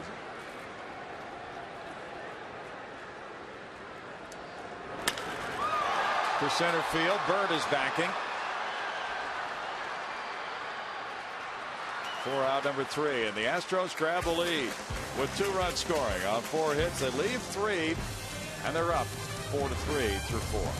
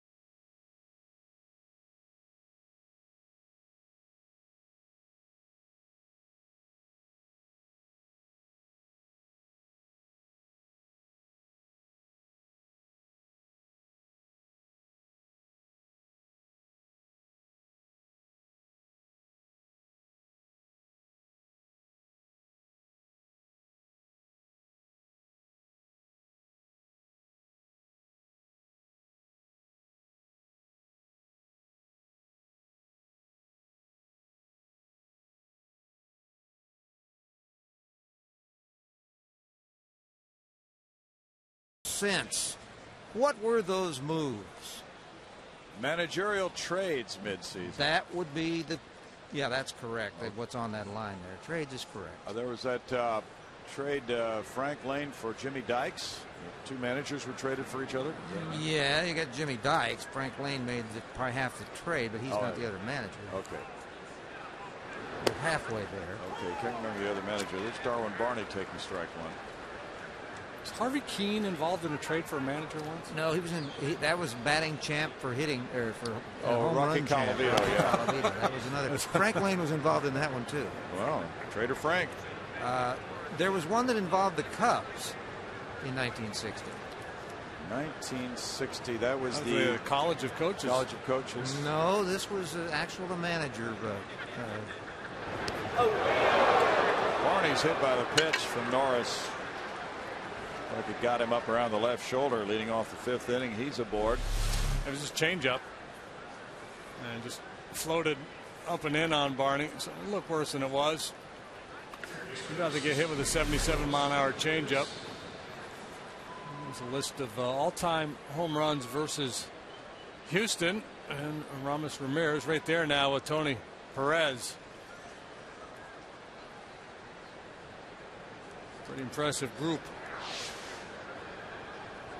Barney is 5 for 7 in steals. Let's see. Cubs manager 1960. Broadcast was involved. Lou Boudreau. He's part of it. Yeah, we traded a manager for a broadcaster. That is correct. Really? Yeah, he came out of the broadcast booth to manage, and the manager went up to broadcast. Right? You got that right. Okay, we're missing two names. The other Cub person and the other one besides Jimmy Dykes. Let's see. Was it Charlie Grimm? That's the broadcaster. So I'll give you a ring on that one. Okay. Jimmy Dykes. He was a former second baseman when he played. Rogers Hornsby? No, not that far back. Okay, I'll give you. His first name was Joe. Gordon? Okay. There you go. We need a lot of hints. Yeah, I know. But we're trying to educate the fans more than fool you guys. We're actually trying to educate ourselves. Well, that works too, but we need to go back to Sabre School. They're going.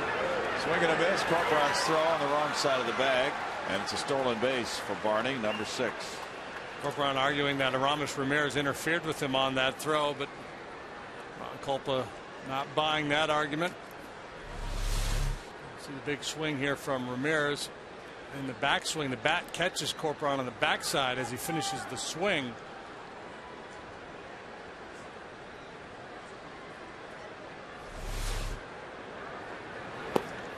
Whoop, cross up. Yeah, he was fooled by that pitch, as you can tell from that late reaction. 3 balls, 2 strikes.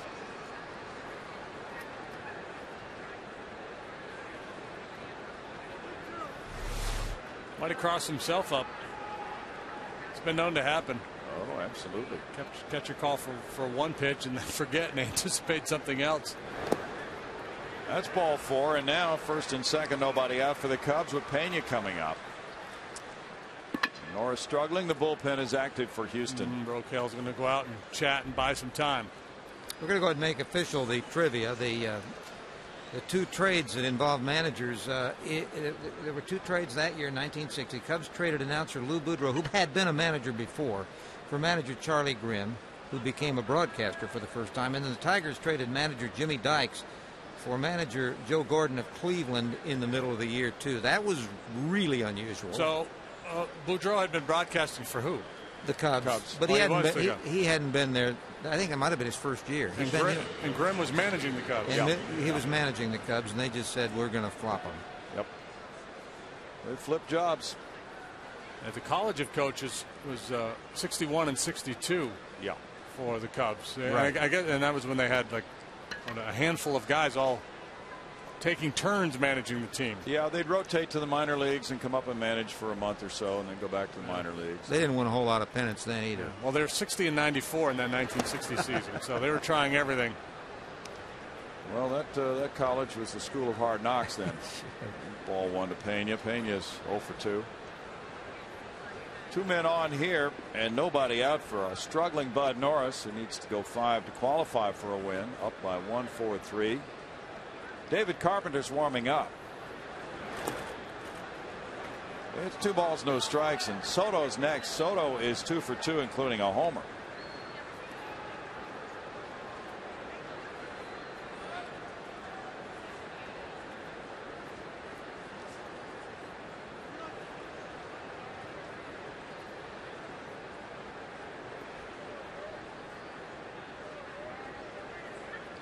This game has the feel of one that may take a long time to complete. That's usually the case when both starting pitchers are struggling. 3 balls, no strikes. Cubs have already made a move to the bullpen. Astros are real close. It's going to have to find it here in a hurry. Some divine intervention, perhaps, from the good sister.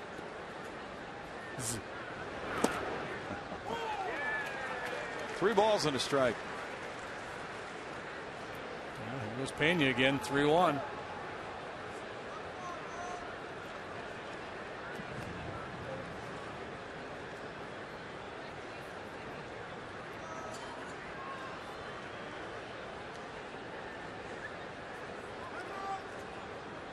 Don't miss the latest installment tonight of The Authenticators on My 20, starring Mike Acosta, as he presents last night's Grand Slam home run ball to Brian Bogusevic, all authenticated.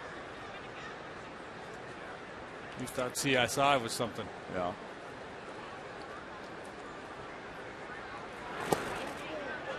Now a walk, loads the bases with nobody out. A lot of bases loaded situations in this one. Yeah, I think that's probably going to do it for Bud. Number 5 there, close enough. Looked like it caught the corner. Tougher to get that call when you're missing. And give him one more. Soto's the batter. Soto has singled and hit a homer. Double play set up on the infield. Downs is asking for guidance on where he's playing now. Time call. Those are just waiting as long as possible. I don't think they'd bring Nate out with him, so this is another blister conversation. Yeah. So if he is deemed to be injured, and that's why Brad Mills wanted to call on Ron Culpa and the head athletic trainer Nate Lucero will be out to examine him for the injury. If he's leaving because of an injury, then Carpenter or whoever comes in will get as much time as necessary.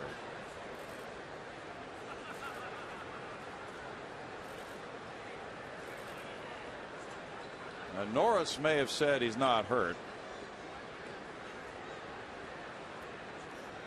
For whatever reason, there was a side conversation with Mills and Culpa.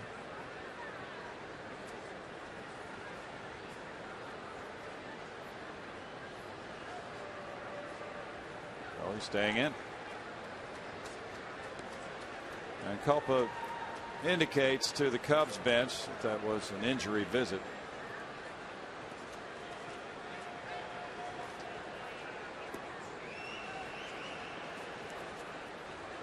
So now bases loaded, nobody out, and Soto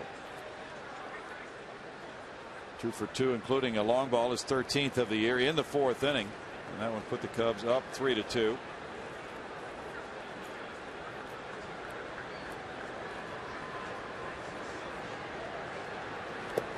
Kind of game where it would be easy if you were a position player to lose your focus on both sides. There's been some real long innings. So you have to fight against that.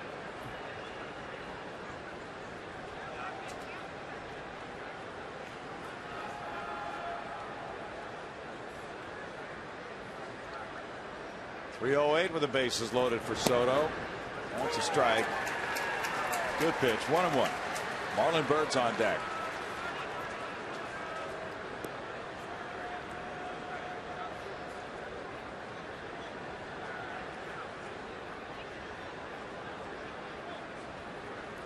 No grand slams allowed in his career. Foul back. 1-2.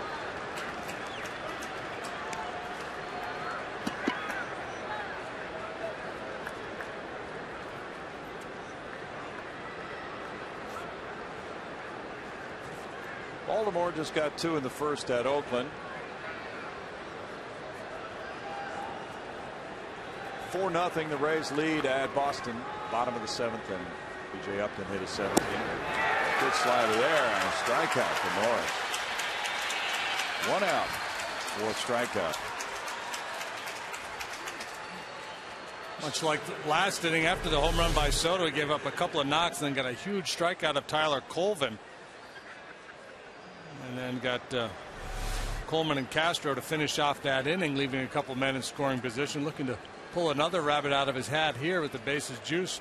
Nobody out, and he gets the big strikeout. Marlon Byrd with 6 grand slams, has a walk and a single in this game.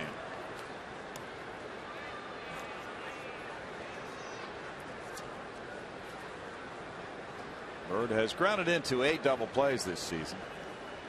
6 grand slams seems like a big number for Marlon Byrd, a guy who hasn't hit a ton of home runs in his career. Sure does.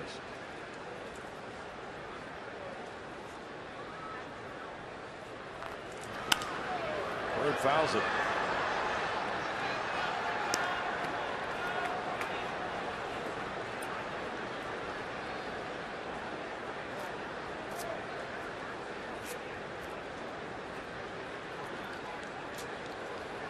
See, Marlins had 78 career homers. So yeah, that ratio of grand slams is pretty high. In the dirt, Corcoran stops it. 1 ball, 1 strike.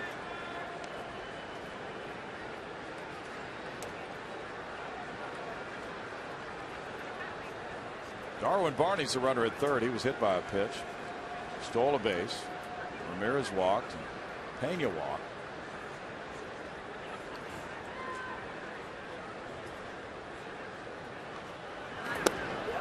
I'm going to miss there, makes it 1-2. Not a very good swing either by Byrd. He looked cool by that pitch. Because he got beat by the previous fastball. He was behind the previous fastball. Didn't want to have that happen again, so he gets it started earlier, and Norris countered with a good slider.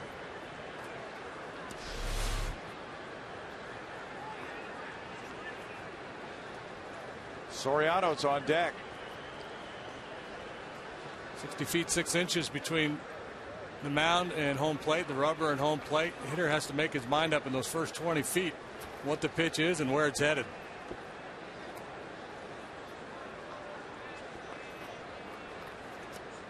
Corcoran out for a quick visit.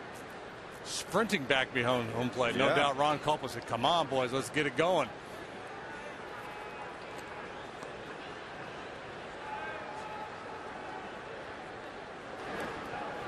The block by Corcoran. One pitch bouncing well out in front of the dish, and it's 2-2 now. He caught that one on the arm, it appeared. Yep. Went up around the biceps area. Part of the equipment necessary to block that ball, prevent the tying run from scoring. His chop foul, it came up and hit him again. Bird's a .294 career hitter against Houston. Norris is at 94 pitches. Last time out, he went 7 shutout innings in Los Angeles, needing 102 pitches. Gave up only 2 hits. Brad Mills hoping he can perform his Houdini act here.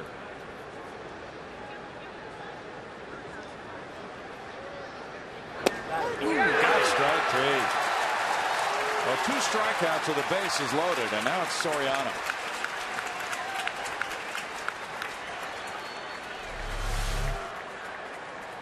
It's like he needed to be backed into a corner. And he has responded. Soto swinging, Byrd looking, a perfect fastball. Soriano singled to right in the 4th inning after hitting a fly ball to center in the 2nd. 4 grand slams for him. This will be the 25th pitch of the inning for Norris. Cubs 0 for 7 with runners in scoring position today.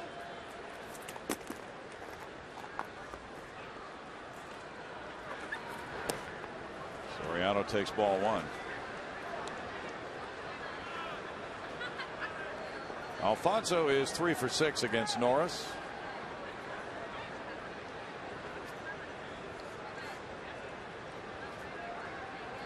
Colvin's on deck. Fouled in. It's 1-1.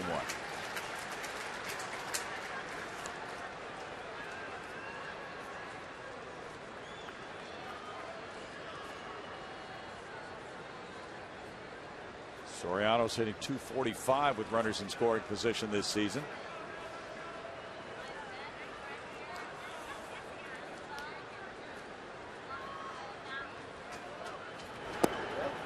Off the plate, it's 2-1. Alfonso has walked just 19 times.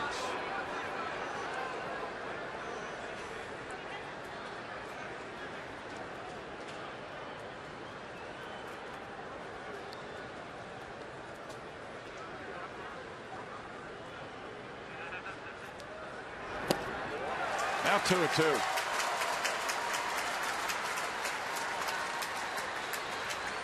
Yeah, you could have started this at about 3-0 on Soriano, and there would have been a pretty good chance he wouldn't walk. Yeah. This would be some kind of escapability. Bases loaded, nobody out. Now he has 2 outs and a 2-2 count.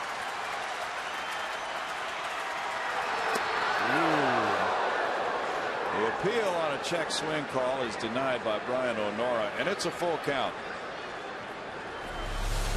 Just reaching back and throwing one with everything he's got, elevating the fastball, but running way up and in on Soriano.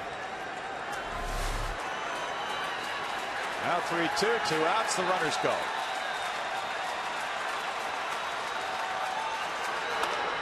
Fly ball, and Altuve looks out to center field. He is getting out of the way of Shuck.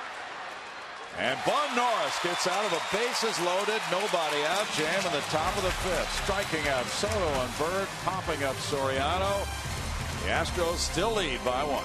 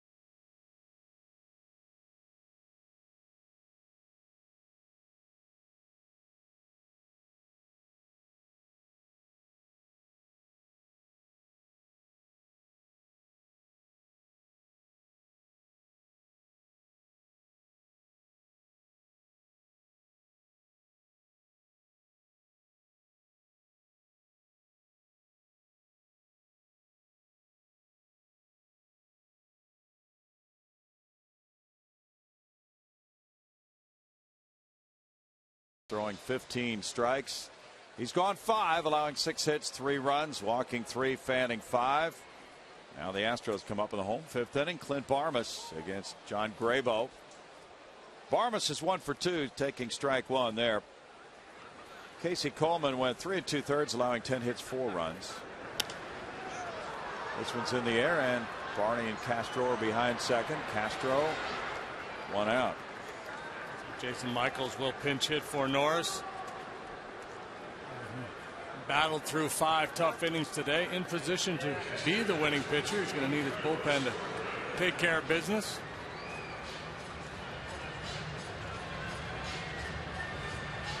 Carlos Corporan struck out looking in the 2nd inning. He bounced out in the 4th. Graybo, the former Pirate, throws strike 1.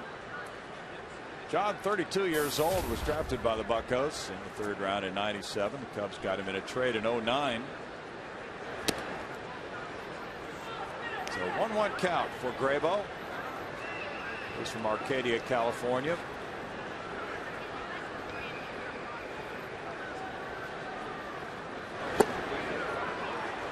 One and two.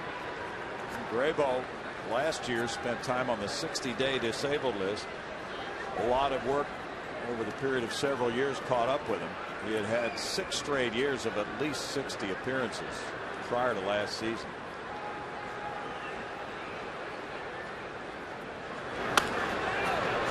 Foul. Still 1-2. Michaels on deck.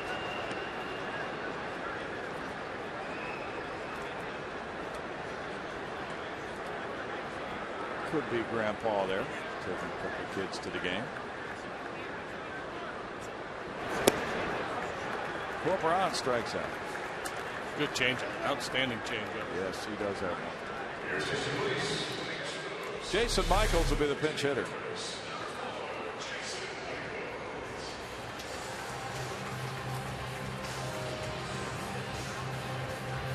Talked about that, the decision the hitter has to make early as the ball leaves the pitcher's hand, and you see fastball out of the hand, you get the bat started, and that good changeup. If you don't stay back just a little bit and recognize it, you've got no chance. Here we go again.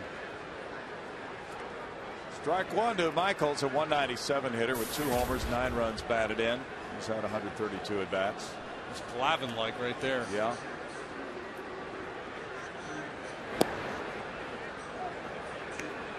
It's 1-1. As a pinch hitter, J. Mike is 5 for 35 with an RBI.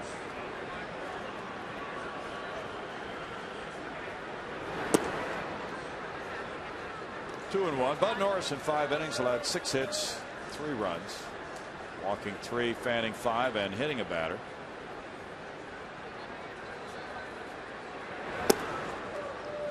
It's upstairs, and it's 3-1 now to Michaels.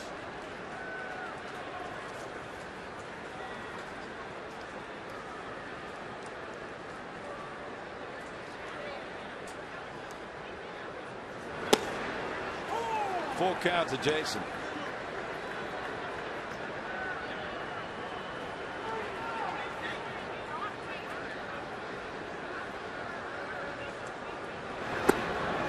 He's drawn a pitch, 2-out walk. Just a good veteran hitter there. Michaels realizing that Graybo's got that good changeup going, that he would likely go back to it on that 3-2 pitch, and Jason saw it all the way.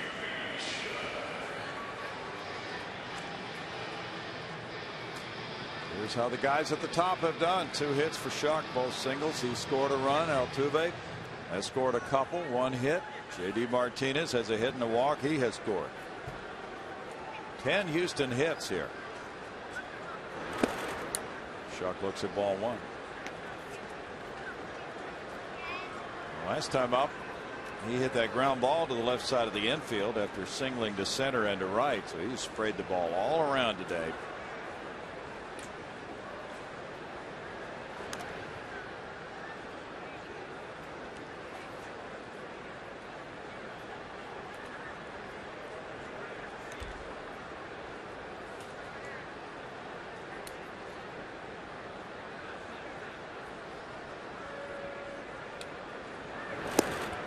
Why does the third base coach always clap? To let the hitter and the base runner know that he's done giving signs. There you go. So he didn't clap this time. Maybe more coming.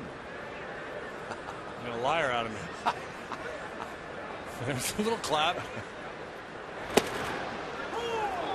It's 2-1 to Schuck. Schuck is one of those hitters who's comfortable taking pitches.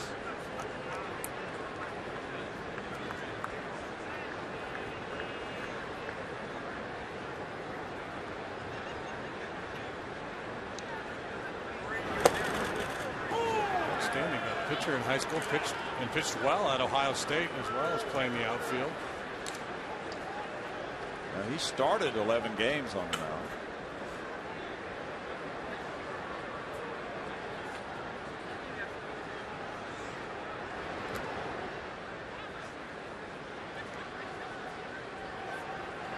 Cubs bullpen ran amok last night with the Astros' big 9th inning rally.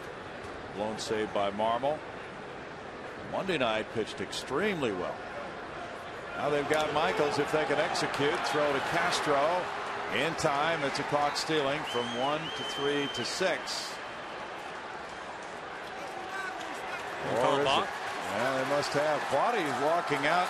He was walking out to make a change, thinking the inning was over, and they called a balk apparently. Cubs were running out the field, but Graybo had been called for a balk. You can see it from Honora. It must have been Ron Culpa, the home plate umpire, that called it.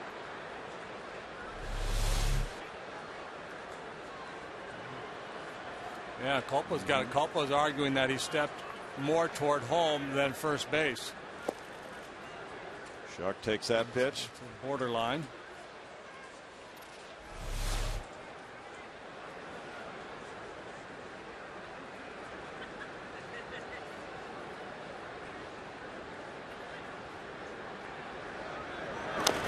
Shuck with a tapper. Soto goes him out. And it's no runs, no hits, and a man stranded after 5, 4-3 Astros.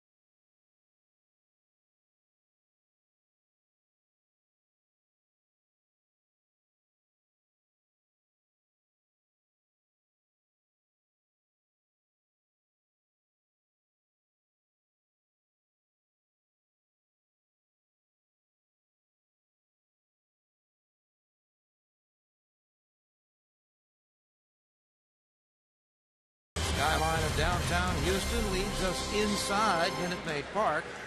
Once again to the fans and Bill Brown and Tim Duche. A wide-eyed youngster watching in his Astros t-shirt. Yeah, cute little guy.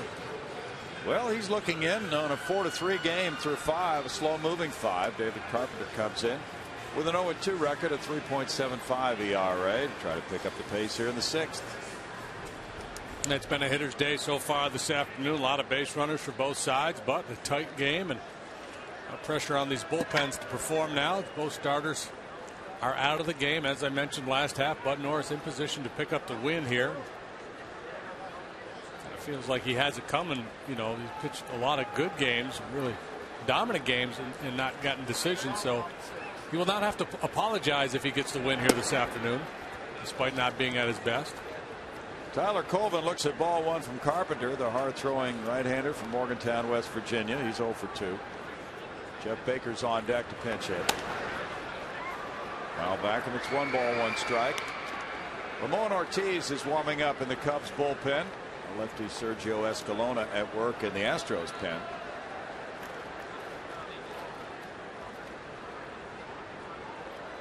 Carpenter worked 2/3 of an inning did not give up a run Monday. Fastball fouled away, makes it 1-2. In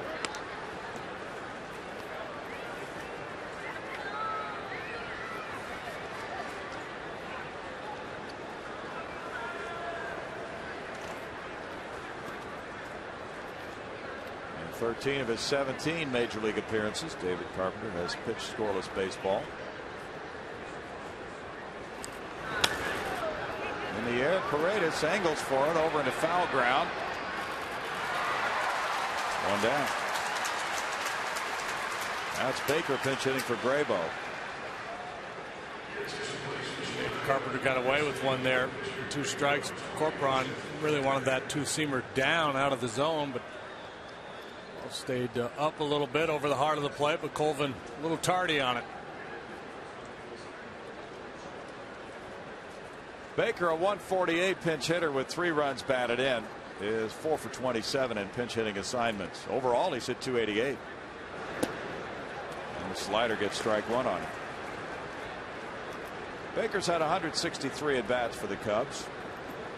He's walked only 6 times.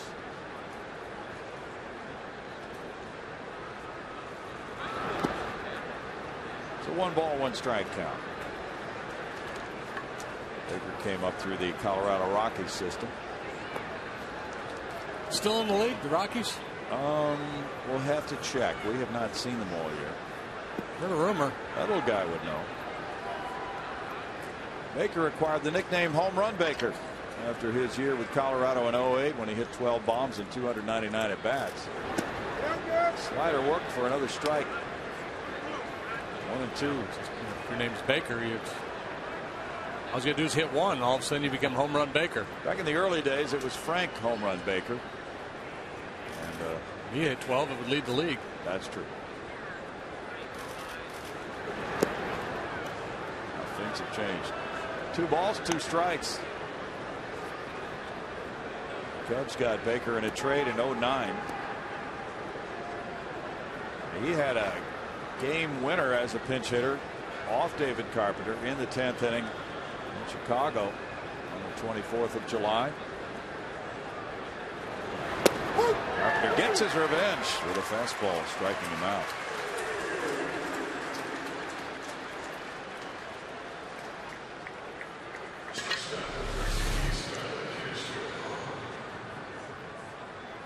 Similar to that fastball that Coleman was using earlier, the run back.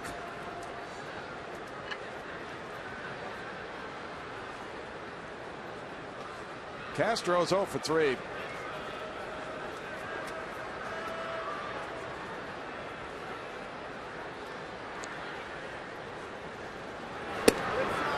tight for ball 1 from Carpenter. And that game that Carpenter lost in Chicago in July came in with the game tied 4-4. Marlon Byrd hit a triple. That was a ball that Hunter Pence lost in the sun, and then Baker came up with a pinch hit game winner. That's crisp right there, boy. 1-1. Cheese at the knees. David pitched twice in the series in LA, once in Arizona. Good fastball there. 1-2. Mid-90s. Got a nice acquisition traded by the Cardinals to the Astros, converted catcher in the Pedro Feliz deal.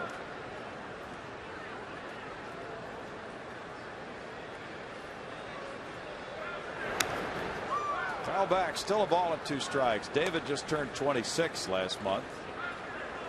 He was an all Big East catcher at West Virginia University.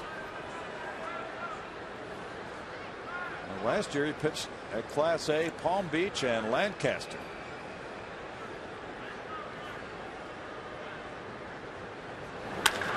Up the middle and into center field. 2-out single for Castro. And the league leader in hits picks up number 160.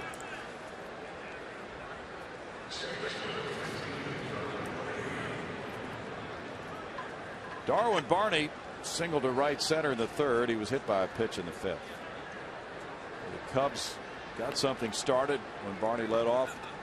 being hit by that pitch. Then 2 walks followed. They had the bases loaded, nobody out against Norris. He struck out Soto and Bird and got Soriano on a fly ball.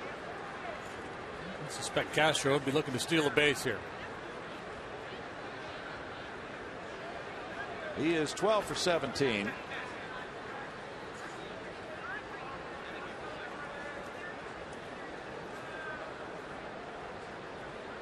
could be what this conversation is all about. Well, Corcoran was giving the signal to throw over, and maybe David just not sure, wanted some clarification. You want me to throw over, or are we pitching out? I know we're doing something. We're not pitching here. I can tell you gave me something different.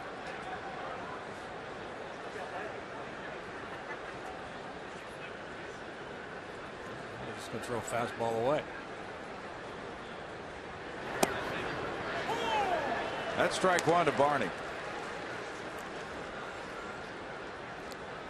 Tampa Bay leading 4-0 at Boston. Bottom of the 8th inning for David Price. Red Sox have 3 hits against him. That lineup in that ballpark, that is a magnificent job by Price. Throw goes over this time and he's falling back in. B.J. Upton hit his 17th. Evan Longoria number 19 for the Rays today.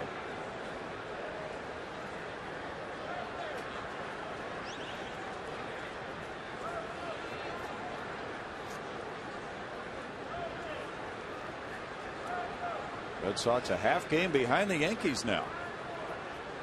Yankees have won 3 in a row to ascend to the top spot. Runner going here. Corcoran's throw off the glove of Altuve. Safe at second base on the steal. Castro. Throw was tailing a little bit. Castro gets his 13th steal. Carlos has made a lot of throws on the shortstop side. This time he gets a good pitch to handle. Just doesn't get a good four-seam grip on the ball, and that ball is going to have a tendency to tail the way this one did. Back into the base runner. Altuve can't get a handle on it, and Castro's in scoring position, where a base hit would likely tie the ball game. 13th steal for Starlin Castro. It's 1-1 on Barney now.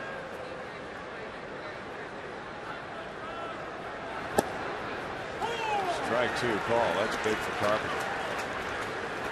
Get the kind of rotation on that slider that he had earlier, but came in kind of like that cement mixer slider you talked about. He got a strike ball on it. Cubs have run effectively against the Astros. 10 for 11 against them in the season series.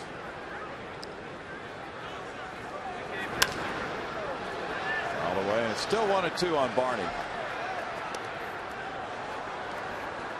It'll be interesting to follow these 2 young second basemen on these 2 clubs as the next few years roll by. Barney from a very good college program at Oregon State seems to have a lot of those skills of a good major league second baseman, number 2 hitter, and Altuve from Venezuela can say the same. Just off the plate. 2-2.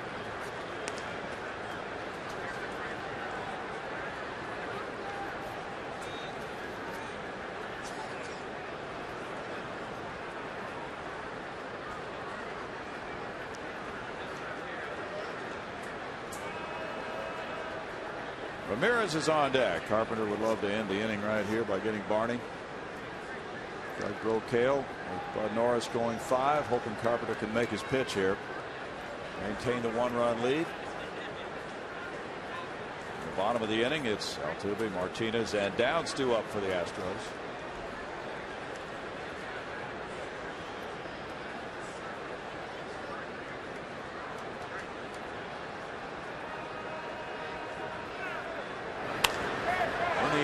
Shuck is in right center field and makes a running catch. Well, from where he was positioned, he was able to get there. He was shading toward right center, and then he closed on it and caught the Barney fly ball. No runs, a hit. Man stranded. Shuck with a play to end it in the Cubs' 6th inning. Astros still up 4-3.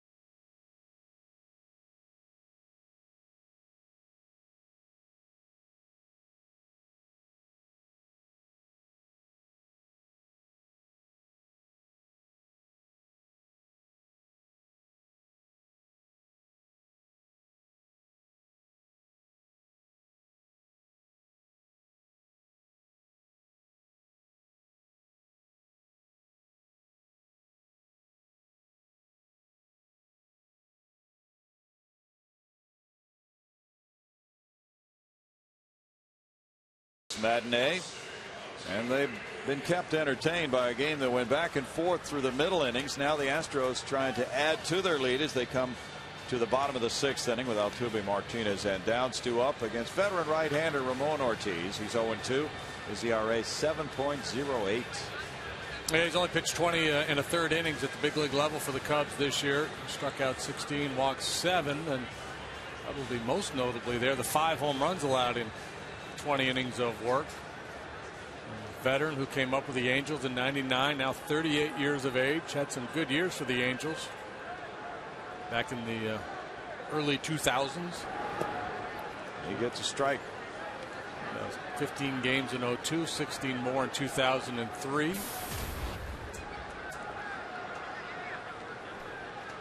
Altuve has scored twice. He singled in the 4th, 1 for 3. Punches that one to second.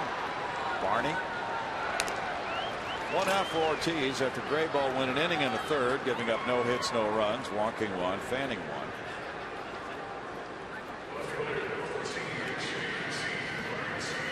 J.D. Martinez singled and scored in the Astros' 3rd inning, and then he walked in the 4th. Ortiz now 37.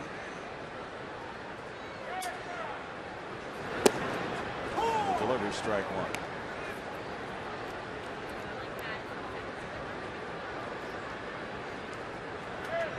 Astros have left 9 men on base this afternoon. Well, they left the bases loaded in the 4th inning, left 2 men on in the 1st and 3rd innings.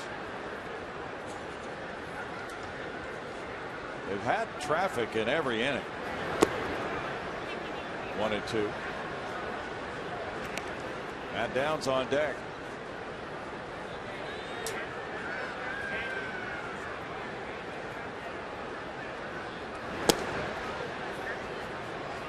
It's a 2-ball 2-strike count from Ortiz.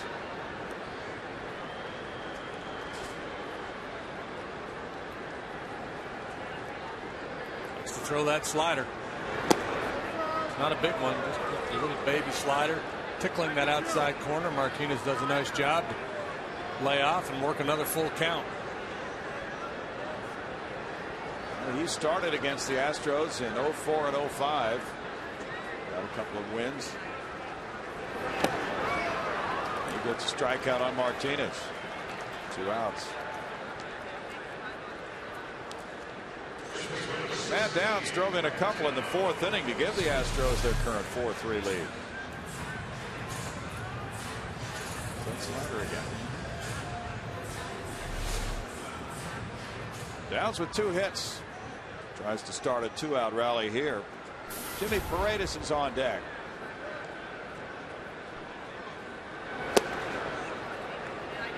Strike 1. Ortiz went from the rotation for the Cubs to the bullpen after the All-Star break. It's Friday and Saturday in Atlanta. It's 1-1. He had gone 8 days between appearances.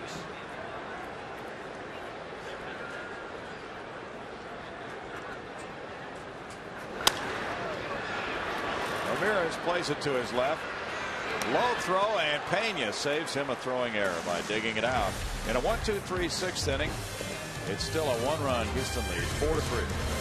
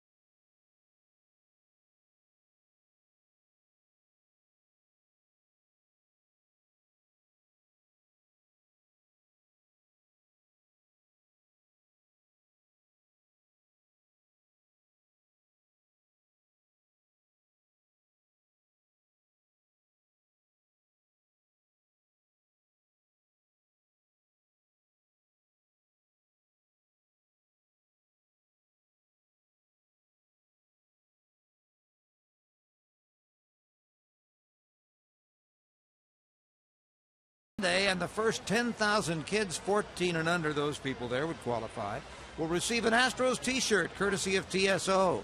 Kids can also run the bases following the 105 game against the Giants. Get your tickets today at Astros.com, kids. You need some more t-shirts. Tell mom, tell dad, get here Sunday. All right, finale of the homestand with the Giants and Astros on Sunday. Hope to see you here for that. Inning number 7 begins. That's in tight to Aramis Ramirez. He hit a 2-run homer in the 3rd, and he walked in the 5th. David Carpenter begins his 2nd inning of work in relief of Bud Norris. Upstairs. Trying to crowd the big man, understandably so, the way he's been swinging the bat. 3 hits in the opener. 2 more last night, including that big home run up on the train tracks, and now another home run this afternoon.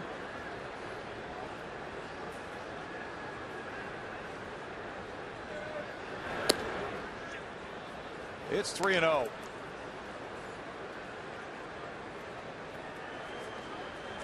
Suspect he's got the green light here.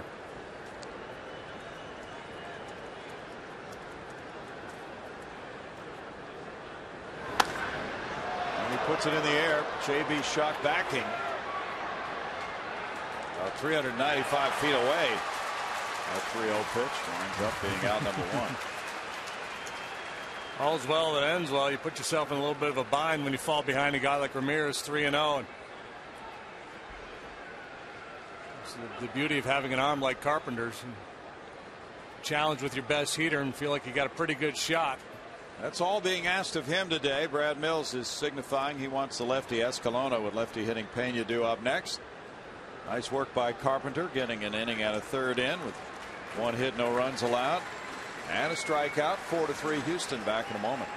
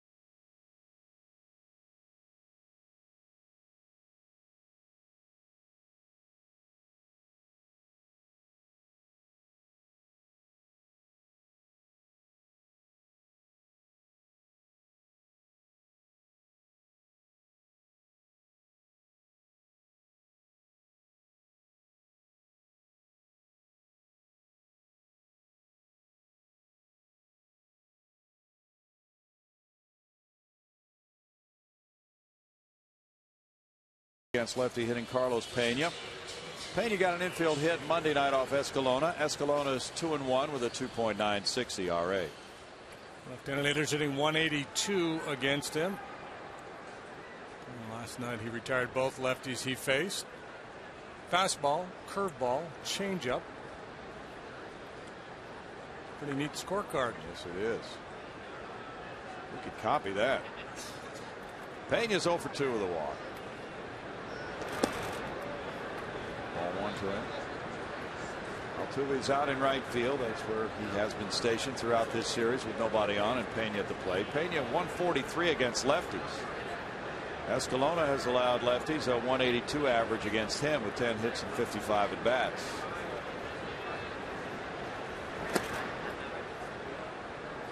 Two balls, no strikes.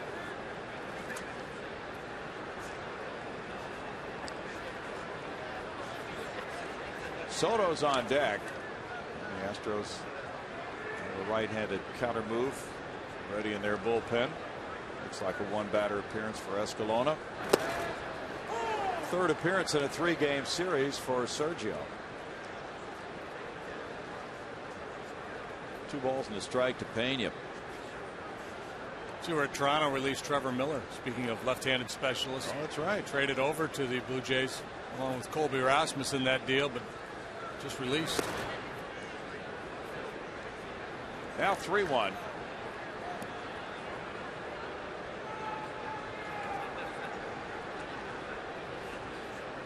Arthur Rhodes lost a game for the Cardinals. He's the one who replaced Miller in their bullpen. Bounce to first. Downs plays it off to the side. Gets up. Tosses. 2 outs. Navigating some choppy waters. First Carpenter 3-0 on Ramirez. Gets the deep fly out, and then 3-1 to Pena. Get him to roll over on one. Hit hard though. Downs makes a nice play. Double switch coming here. Now that's the one batter for Escalona, who takes the toss from Downs. Well played by Downs, who has not played a whole lot at first. And the double switch involves an outfielder. J.D. Martinez is coming in. Jason Bourgeois is going out to the outfield. And a pitcher. And that is Fernando Rodriguez. 4-3 Houston. Back in a moment.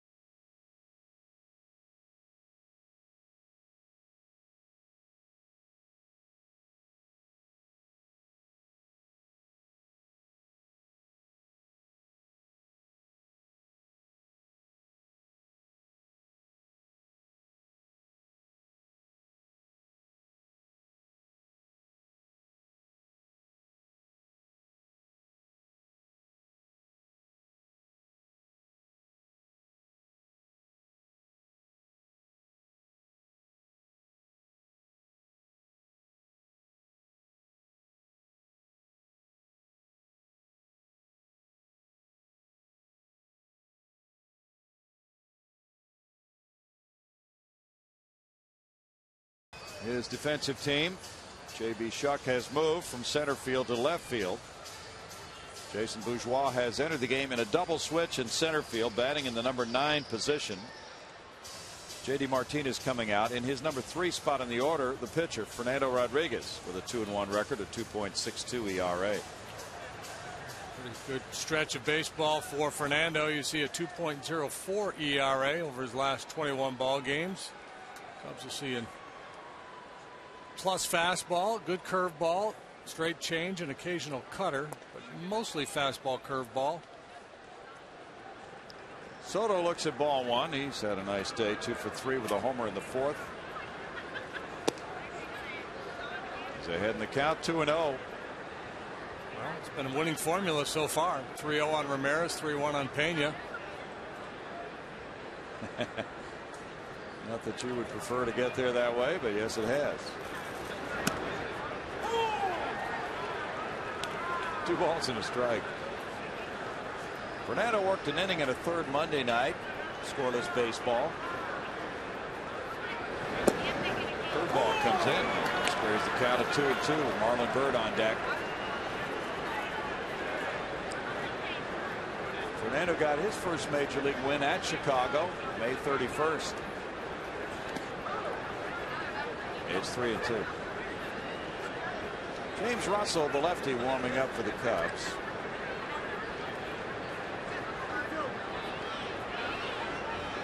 Escalona retired the only man he faced, Pena, after Carpenter went 1 1/3 innings, giving up 1 hit, no runs. Curve, strike 3 call. Soto's caught looking to end the Cubs' 7th inning. And the Astros are up 4-3.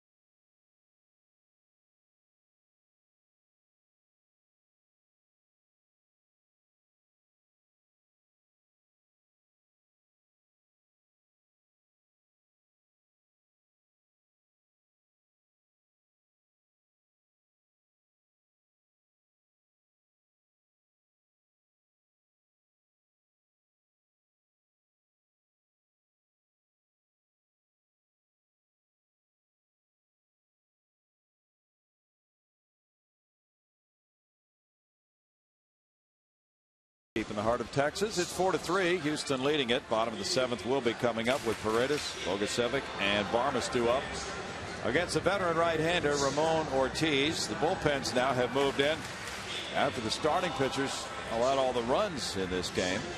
Casey Coleman gave up 4 runs on 10 hits and 3 2/3. Bud Norris surrendering 3 runs on 6 hits in his 5 innings. The relievers have held the line. That'll be Paredes. Jimmy with a walk and a single in 3 trips to the plate. Comes up now against Ortiz. Final in from Fenway. Tampa Bay 4, Boston nothing. David Price winning for the 11th time, beating John Lackey. Strike 1. Ortiz, who was relying heavily on that slider with the right-handed hitters, now breaks out the changeup with the lefty up there. And then one more for good measure. Yes. Doubled up on him. 0-2. Price went 8 innings of 3-hit shutout ball for Tampa Bay. Farnsworth got final outs. 1-2.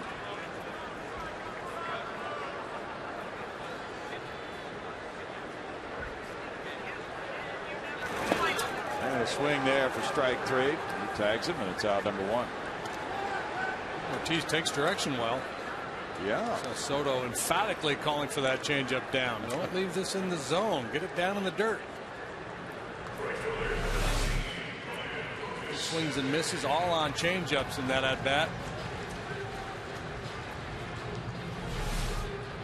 I'll have the advanced scouts scribbling furiously. Bogasevic, the vicious ground ball 2-run double in the 3rd inning, is 1 for 3. Fouls that one for strike 1. Ryan had lined a shortstop with a good swing back in the 2nd inning. Pretty good swing at that fastball. I suspect we'll see another changeup here. It's not as good as the ones he was throwing Paredes. No.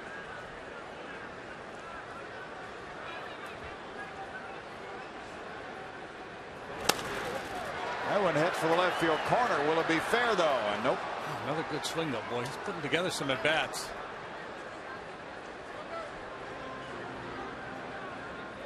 He's a guy who more of a fly ball pitcher in his career. Gave up 40 home runs one year for the Angels. One of those years I actually did a lot of winning though.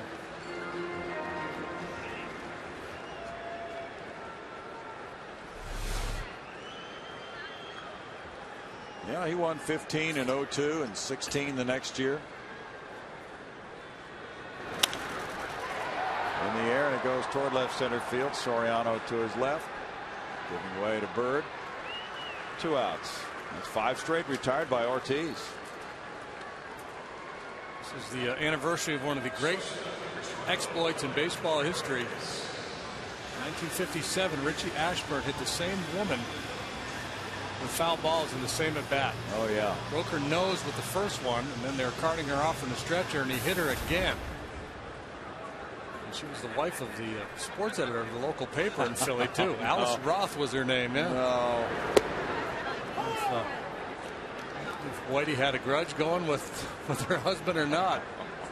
Probably did after that. Yeah. Swing by Barmas. It's 0-2 to Clint. He's 1 for 3. That's brutal. Having a bad day, right? Oh.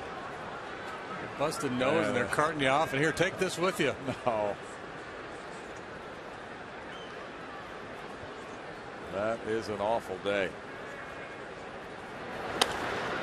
Line drive left field. Soriano backing on the track. It goes quickly in the Astros' 7th inning. Ortiz has had 2 perfect frames to keep it close. 4-3 Houston.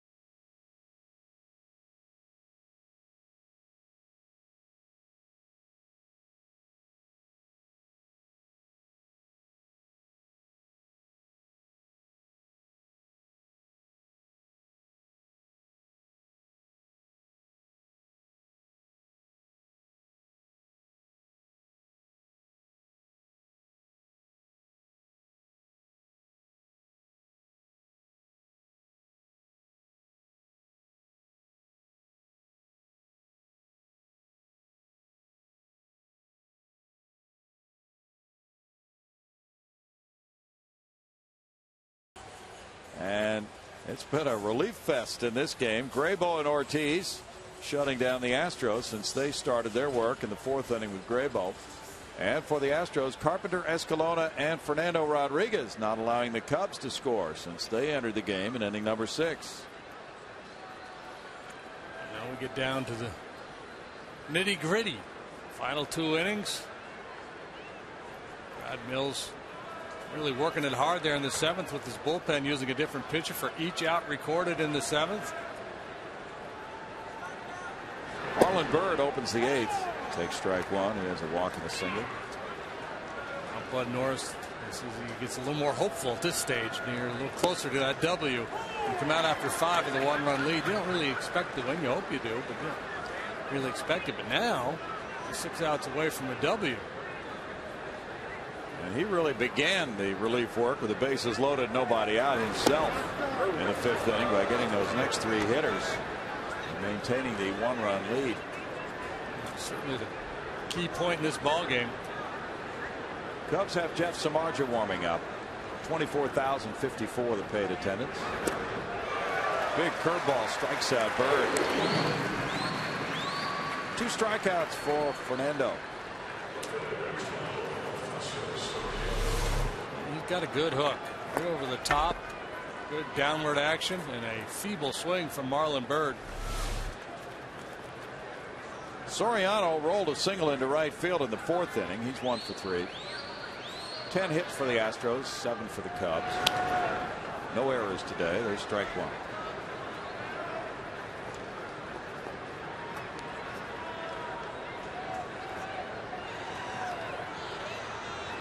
All those tables are lined up, stacked up in the hallway. They'll be getting set up for the banquet after this game today.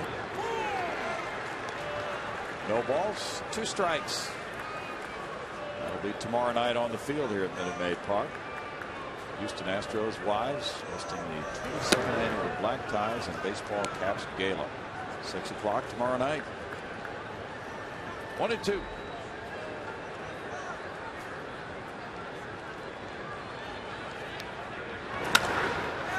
In the air, and Bogusevic moves over toward the line in right. 2 outs. Tyler Colvin comes up. In the Astros' age, Bourgeois is in the number 9 spot in the order. He'll be coming up second after Corporon, and then Schuck, who up third.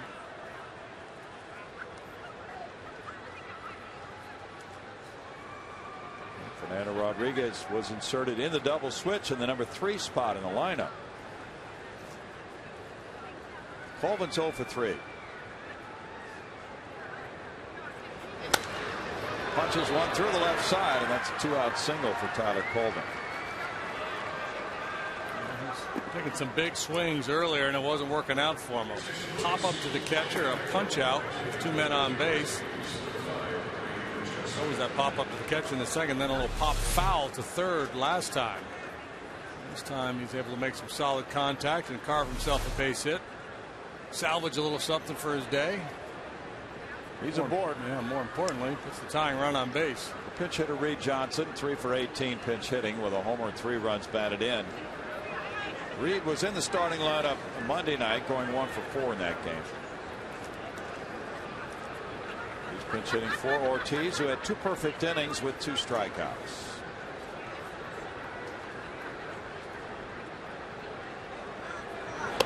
Pushing a bunt, and he lands it, and it's fair, and will get a bunt hit as a pinch hitter. How about that? He popped it up, but then landed in front of Paredes, and it goes for a pinch single. Hey, shaved his beard. And just a beautiful bunt. He popped it up, but killed it. No chance for Paredes to make a play on him. And now the tying run in scoring position. Go ahead, run on base.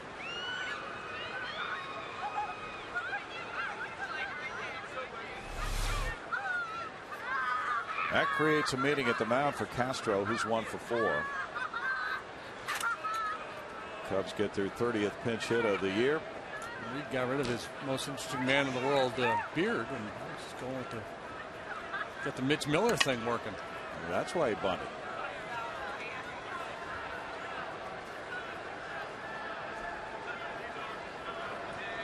Two men on, and Castro single in the 6th inning. He's 1 for 4.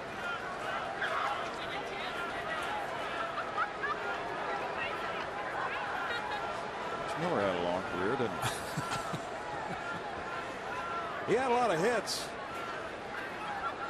More of them on the baseball field. Whoop. Ball 1. It's a dangerous confrontation right here. Base hit ties the game, and the guy that leads the league in hits, and it's just tough to pitch to. The strike zone very well. He's walked only 21 times.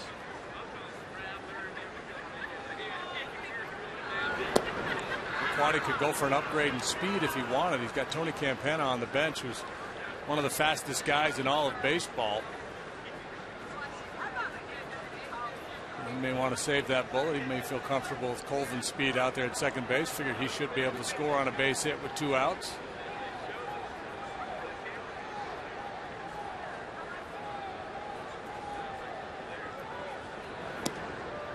That comes in for a strike. Yeah, be able to drop that in there on 2-0.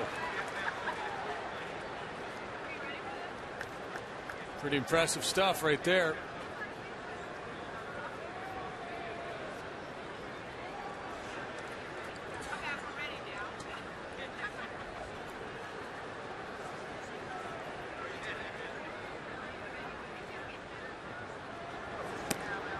fastball gets him to strike 2. 2-2 to count. Well, Fernando from El Paso comes up with a good one here.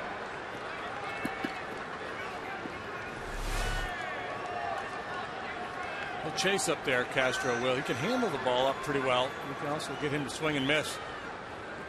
Get it up high enough.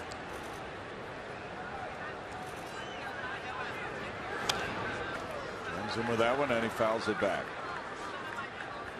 Oakland leads Baltimore 5-2. They've played 4 in Oakland. Kurt Suzuki hit his 11th home run.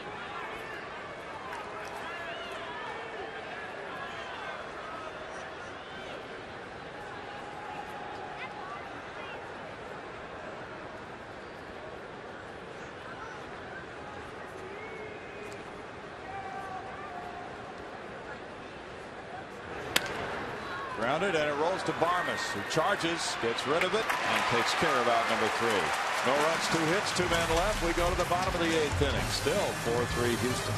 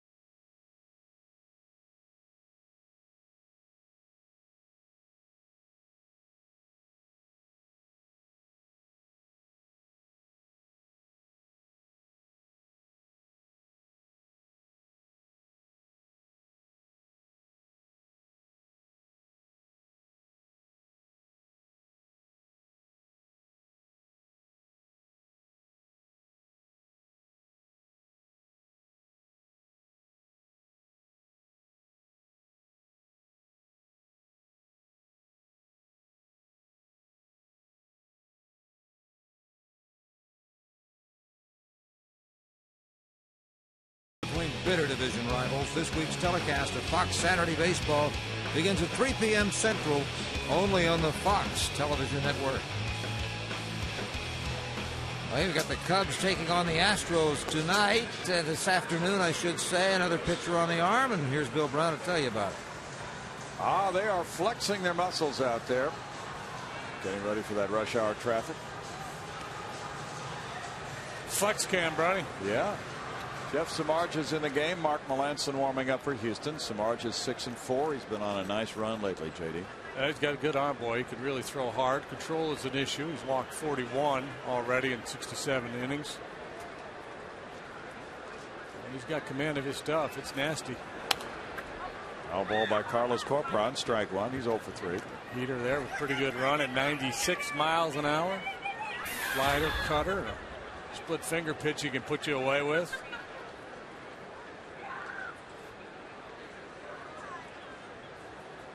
Samardzija, 26 years old, from Merrillville, Indiana, and Notre Dame, where he was a fine receiver.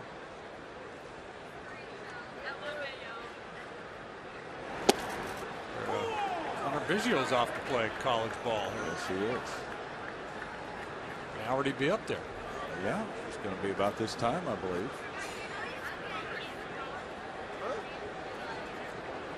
Ortiz gave Mike Quade 2 perfect innings of relief, keeping it close at 4-3. 10 hits for the Astros, 9 for the Cubs. No errors today. 1-2, and now using Samardzija, who in his last 5 appearances has gotten holds. Well, this time he's trailing by 1, but important for Quade to keep it at a 1-run deficit. He has his number 2, 3, 4 hitters due up in the 9th. Barney Ramirez and Pena. So he's looking for a Kurt. Keep him right there. That's out number 1. He caught the corner. Keep inventing saves, acronyms, and everything in this game. We might as well come up with a Kurt. I like it. It's very good.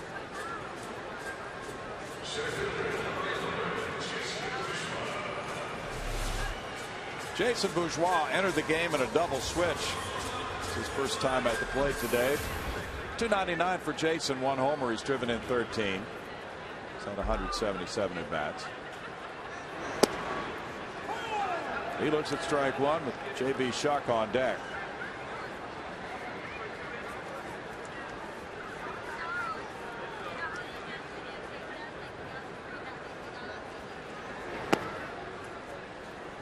Takes that one for a 1-1 count. Astros trying to win a series for the first time since they took 2 of 3 here in early August from the Reds.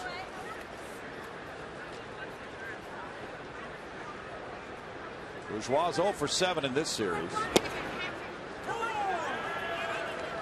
1-2 to him.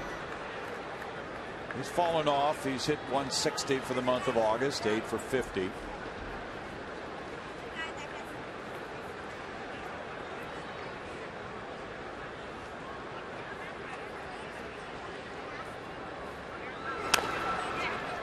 Bouncer goes foul. It's still a 1-ball, 2-strike count. And therein lies the real value for Jason too, the batting average, because he doesn't walk and he doesn't hit for power. He's got 1 home run. And he's walked just 5 times so far this year. He's 177 at bats. 2-2 for Samardzija. Where was that one? A little outside? It bounced. You have that on Fox Tracks? Yeah, that might have been outside. Might have been a little bit outside. Low also. Definitely low. It's number 5 there. Barely made our box. Way down there. Almost off the screen. He's not going to get beat with that pitch. No. It's 3-2. Shock on deck. Melanson heating up in the Astros pen for the ninth.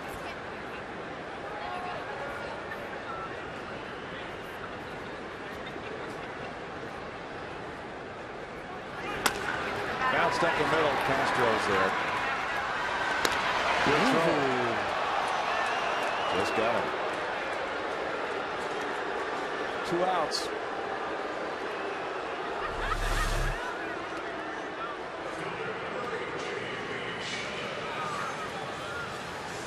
Took all the time he had. Norris at margins, yeah.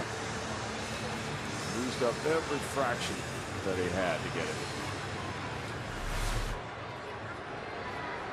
Bourgeois hustling just barely out. Now Shuck, he's 2 for 4, has scored a run. Fouls it away. There's strike one. Altuve on deck. Been a really strange game today, and the fact that there was all kinds of traffic in the first 4 innings. The Astros led at 4-3, and there's been no scoring since the 4th.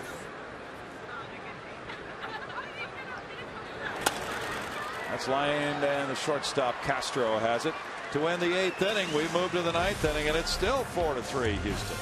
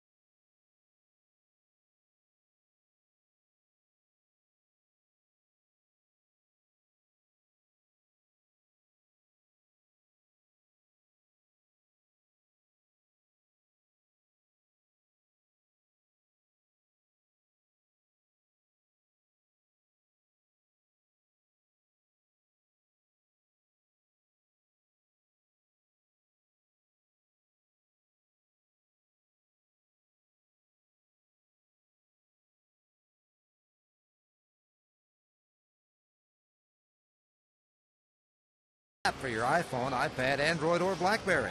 Get live audio, pitch-by-pitch tracking, video highlights, and more. Text @BAT to 31826 or visit Astros.com for details.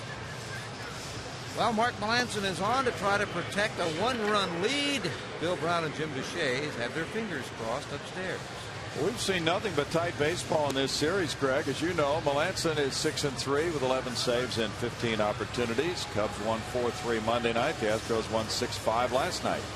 3 scoreless so far from the Astros bullpen this afternoon. Outstanding work by Carpenter, Escalona, and Fernando Rodriguez. And now Mark Melancon comes on for the 55th time. He's in pursuit of save number 12. Worked an inning Monday night in the 4-3 loss. Gave up a hit. Struck out a pair. Due to face the same individuals that came up to bat against him in that ball game. First up, Barney. Barney singled and scored in the 3rd. He was hit by a pitch in the 5th. He is 1 for 3 today. Also has a stolen base.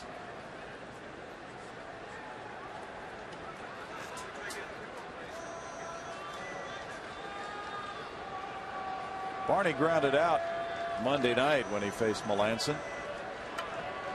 Paredes close to the bag at 3rd. Downs just a step behind the first base bag and off the line a bit. Melancon delivers strike 1. Mark got his most recent save in the Cincinnati series here August 3rd. That was a 1-run game after he allowed a run in 1 inning. 5-4 Houston. Not a whole lot of working room here, and the count goes to 1-1.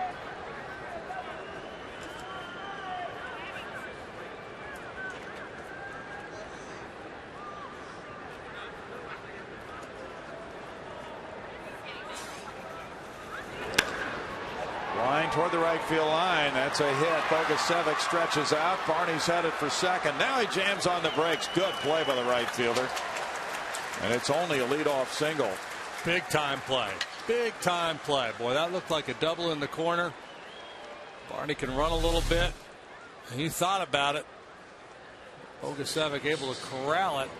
And because of his arm, Barney thought otherwise. He's looking hard and then slams on the brakes. That keeps the double play in order, and it's Aramis Ramirez batting.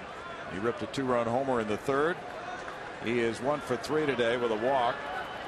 He's had a nice road trip for the Cubs, going 12 for 25.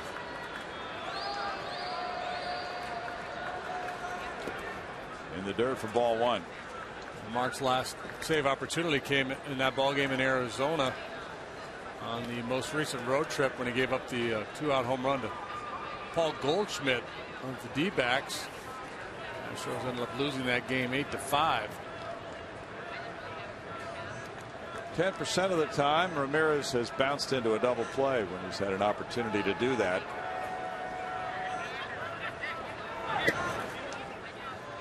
It's 2-0 to him. It's just, you know, he's a very good hitter, and he's really swinging it well, and he's done so much damage against the Astros, so they're being very careful with him. And the danger, of course, if you end up walking him, then you push the tying run into scoring position, you put the go-ahead run on base, so it's kind of one of those caught between the rock and a hard place situations. Commit to it if you're going in there. Yeah.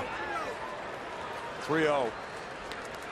So you're hoping for a swing there. You're hoping you get a hitter in an aggressive count, and you're just trying to jam him with a fastball on 2-0. You hope he ties himself up. The Cubs have lefty Sean Marshall warming up. Ramirez last time was swinging on 3-0. Got a pretty good swing at one. Hit a high fly ball pretty deep to center field. Strike. 3-1.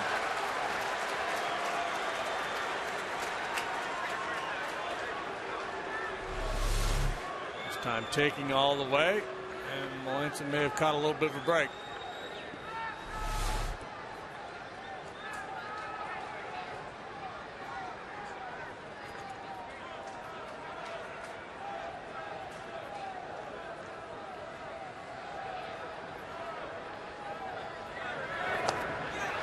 Full count now.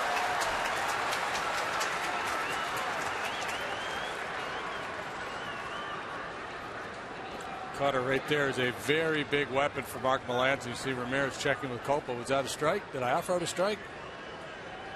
Probably said no, it's away. Yeah, that's the way it looked. Now 3-2 with nobody out. Of course, if I were Copa, I wouldn't tell him. I said, you swung at it. Tell me. Barney's going. Ground ball, and that gets through. Altuve was breaking to cover, and that's a hit into right center field. With Barney moving, Altuve went to cover second base, and Ramirez singled behind him. First and third, nobody out.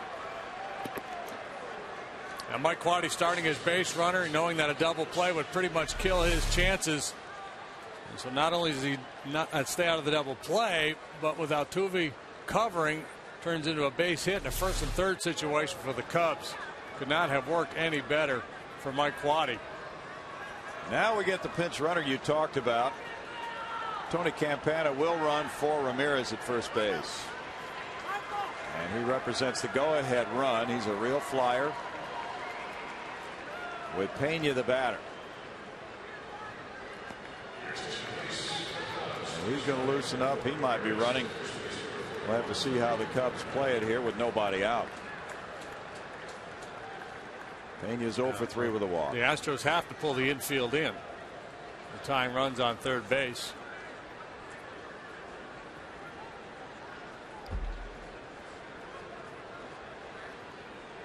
Melancon's pitcher number 5. They confer at the mound on this situation. Cubs are 0 for 9 with runners in scoring position today.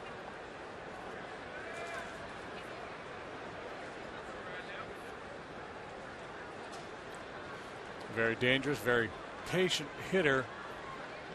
And Carlos Pena coming up to hit. Astros very good today with runners in scoring position. The Cubs have done nothing.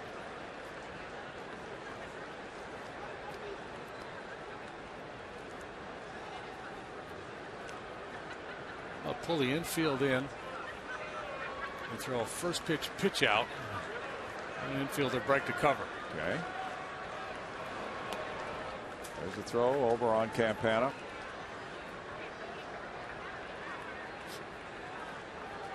Not as likely that Campana would run with nobody out as opposed to say one out, but you know, he's so fast, and Corcoran has not done a good job throwing out base runners.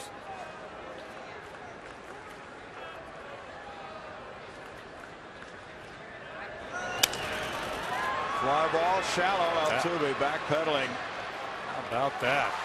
Here's what the doctor ordered. One big out. Now Soto with the double play in order. And that might mean Campana takes off.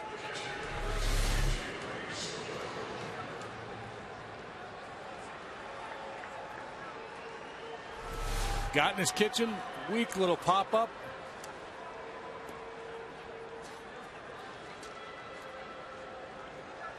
Soto's 2 for 4, a homer in the 4th inning. And Corcoran's giving signs on coverage now. The next 2 hitters for the Cubs combined have struck out in their last 4 at bats. Twice by Soto, twice by Bird. Campana is 14 of 15 in base stealing.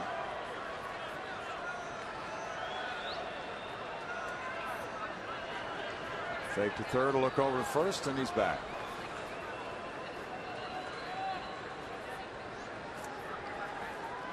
Cubs have stolen 2 bases today. They've stolen 10 of 11 against the Astros in the season series. The Astros have allowed 106 steals and 130 tries. Campana starts, now he stops.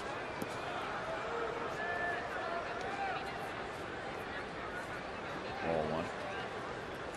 This is fun stuff. These managers try to figure out how to play it. If you're Brad Mills, do you pitch out? Do you even bother covering second base? Do you throw through if you feel like you don't have a real shot at Campana and risk maybe an errant throw, allowing Barney to score the tying run? Campana's going. No play. Just going to hold their ground. Pitch was a strike, and it's 1-1 now after the stolen base.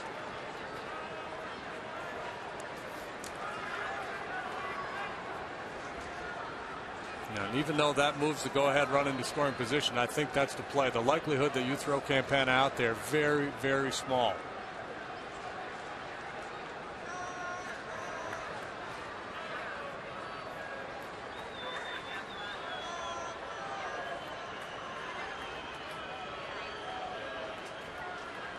Now Corcoran out to the mound, and Barmes comes in from shortstop to confirm.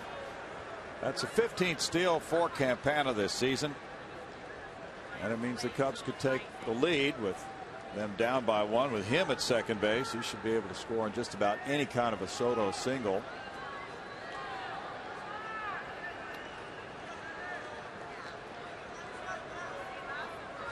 Campana listed at 5'8" and 165, and he's a factor when he's on base. In the dirt. Corcoran blocked it. 2-1. He's taken a few off the body. He has. He's worked hard back there this afternoon. Way out in front of home plate.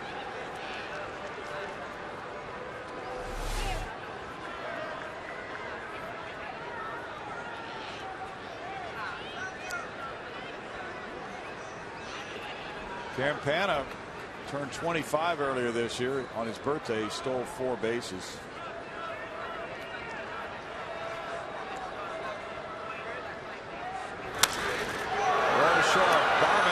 Throws to third. They get a rundown going down on Barney, and he's tagged out. Paredes took care of it. Campana moved up to third on out number 2.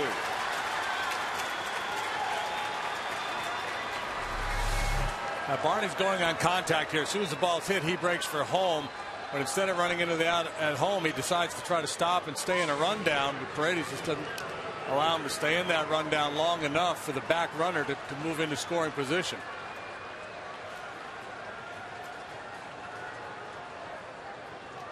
That's how you close on a base runner in a rundown. Now it's first and third, 2 outs, and Bird is the batter.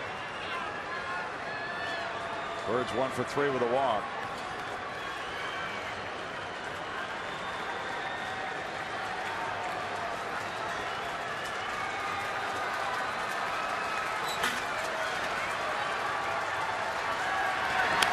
Campana bluffing down the line, trying to distract Melanson and induce a balk. You got me. Balked him. I'm out there. It's a tie game. Melanson struck out Bird Monday night in the 9th inning. The Cubs leading 4-3. Tell you what, that play by Bogasevic, old Barney to a single, is huge. Very big in this game, absolutely. Back to second. Altuve. Hold it down. And the Astros win the series. A series with 3 one-run decisions. A thriller last night, 6-5. Coming up with a pinch slam in the bottom of the 9th by Bogasevic. Today, a totally different type of game. Nervously clinging to a 4-3 lead. After the 4th, they keep the Cubs off the board, and the final is Houston 4, Chicago 3 today.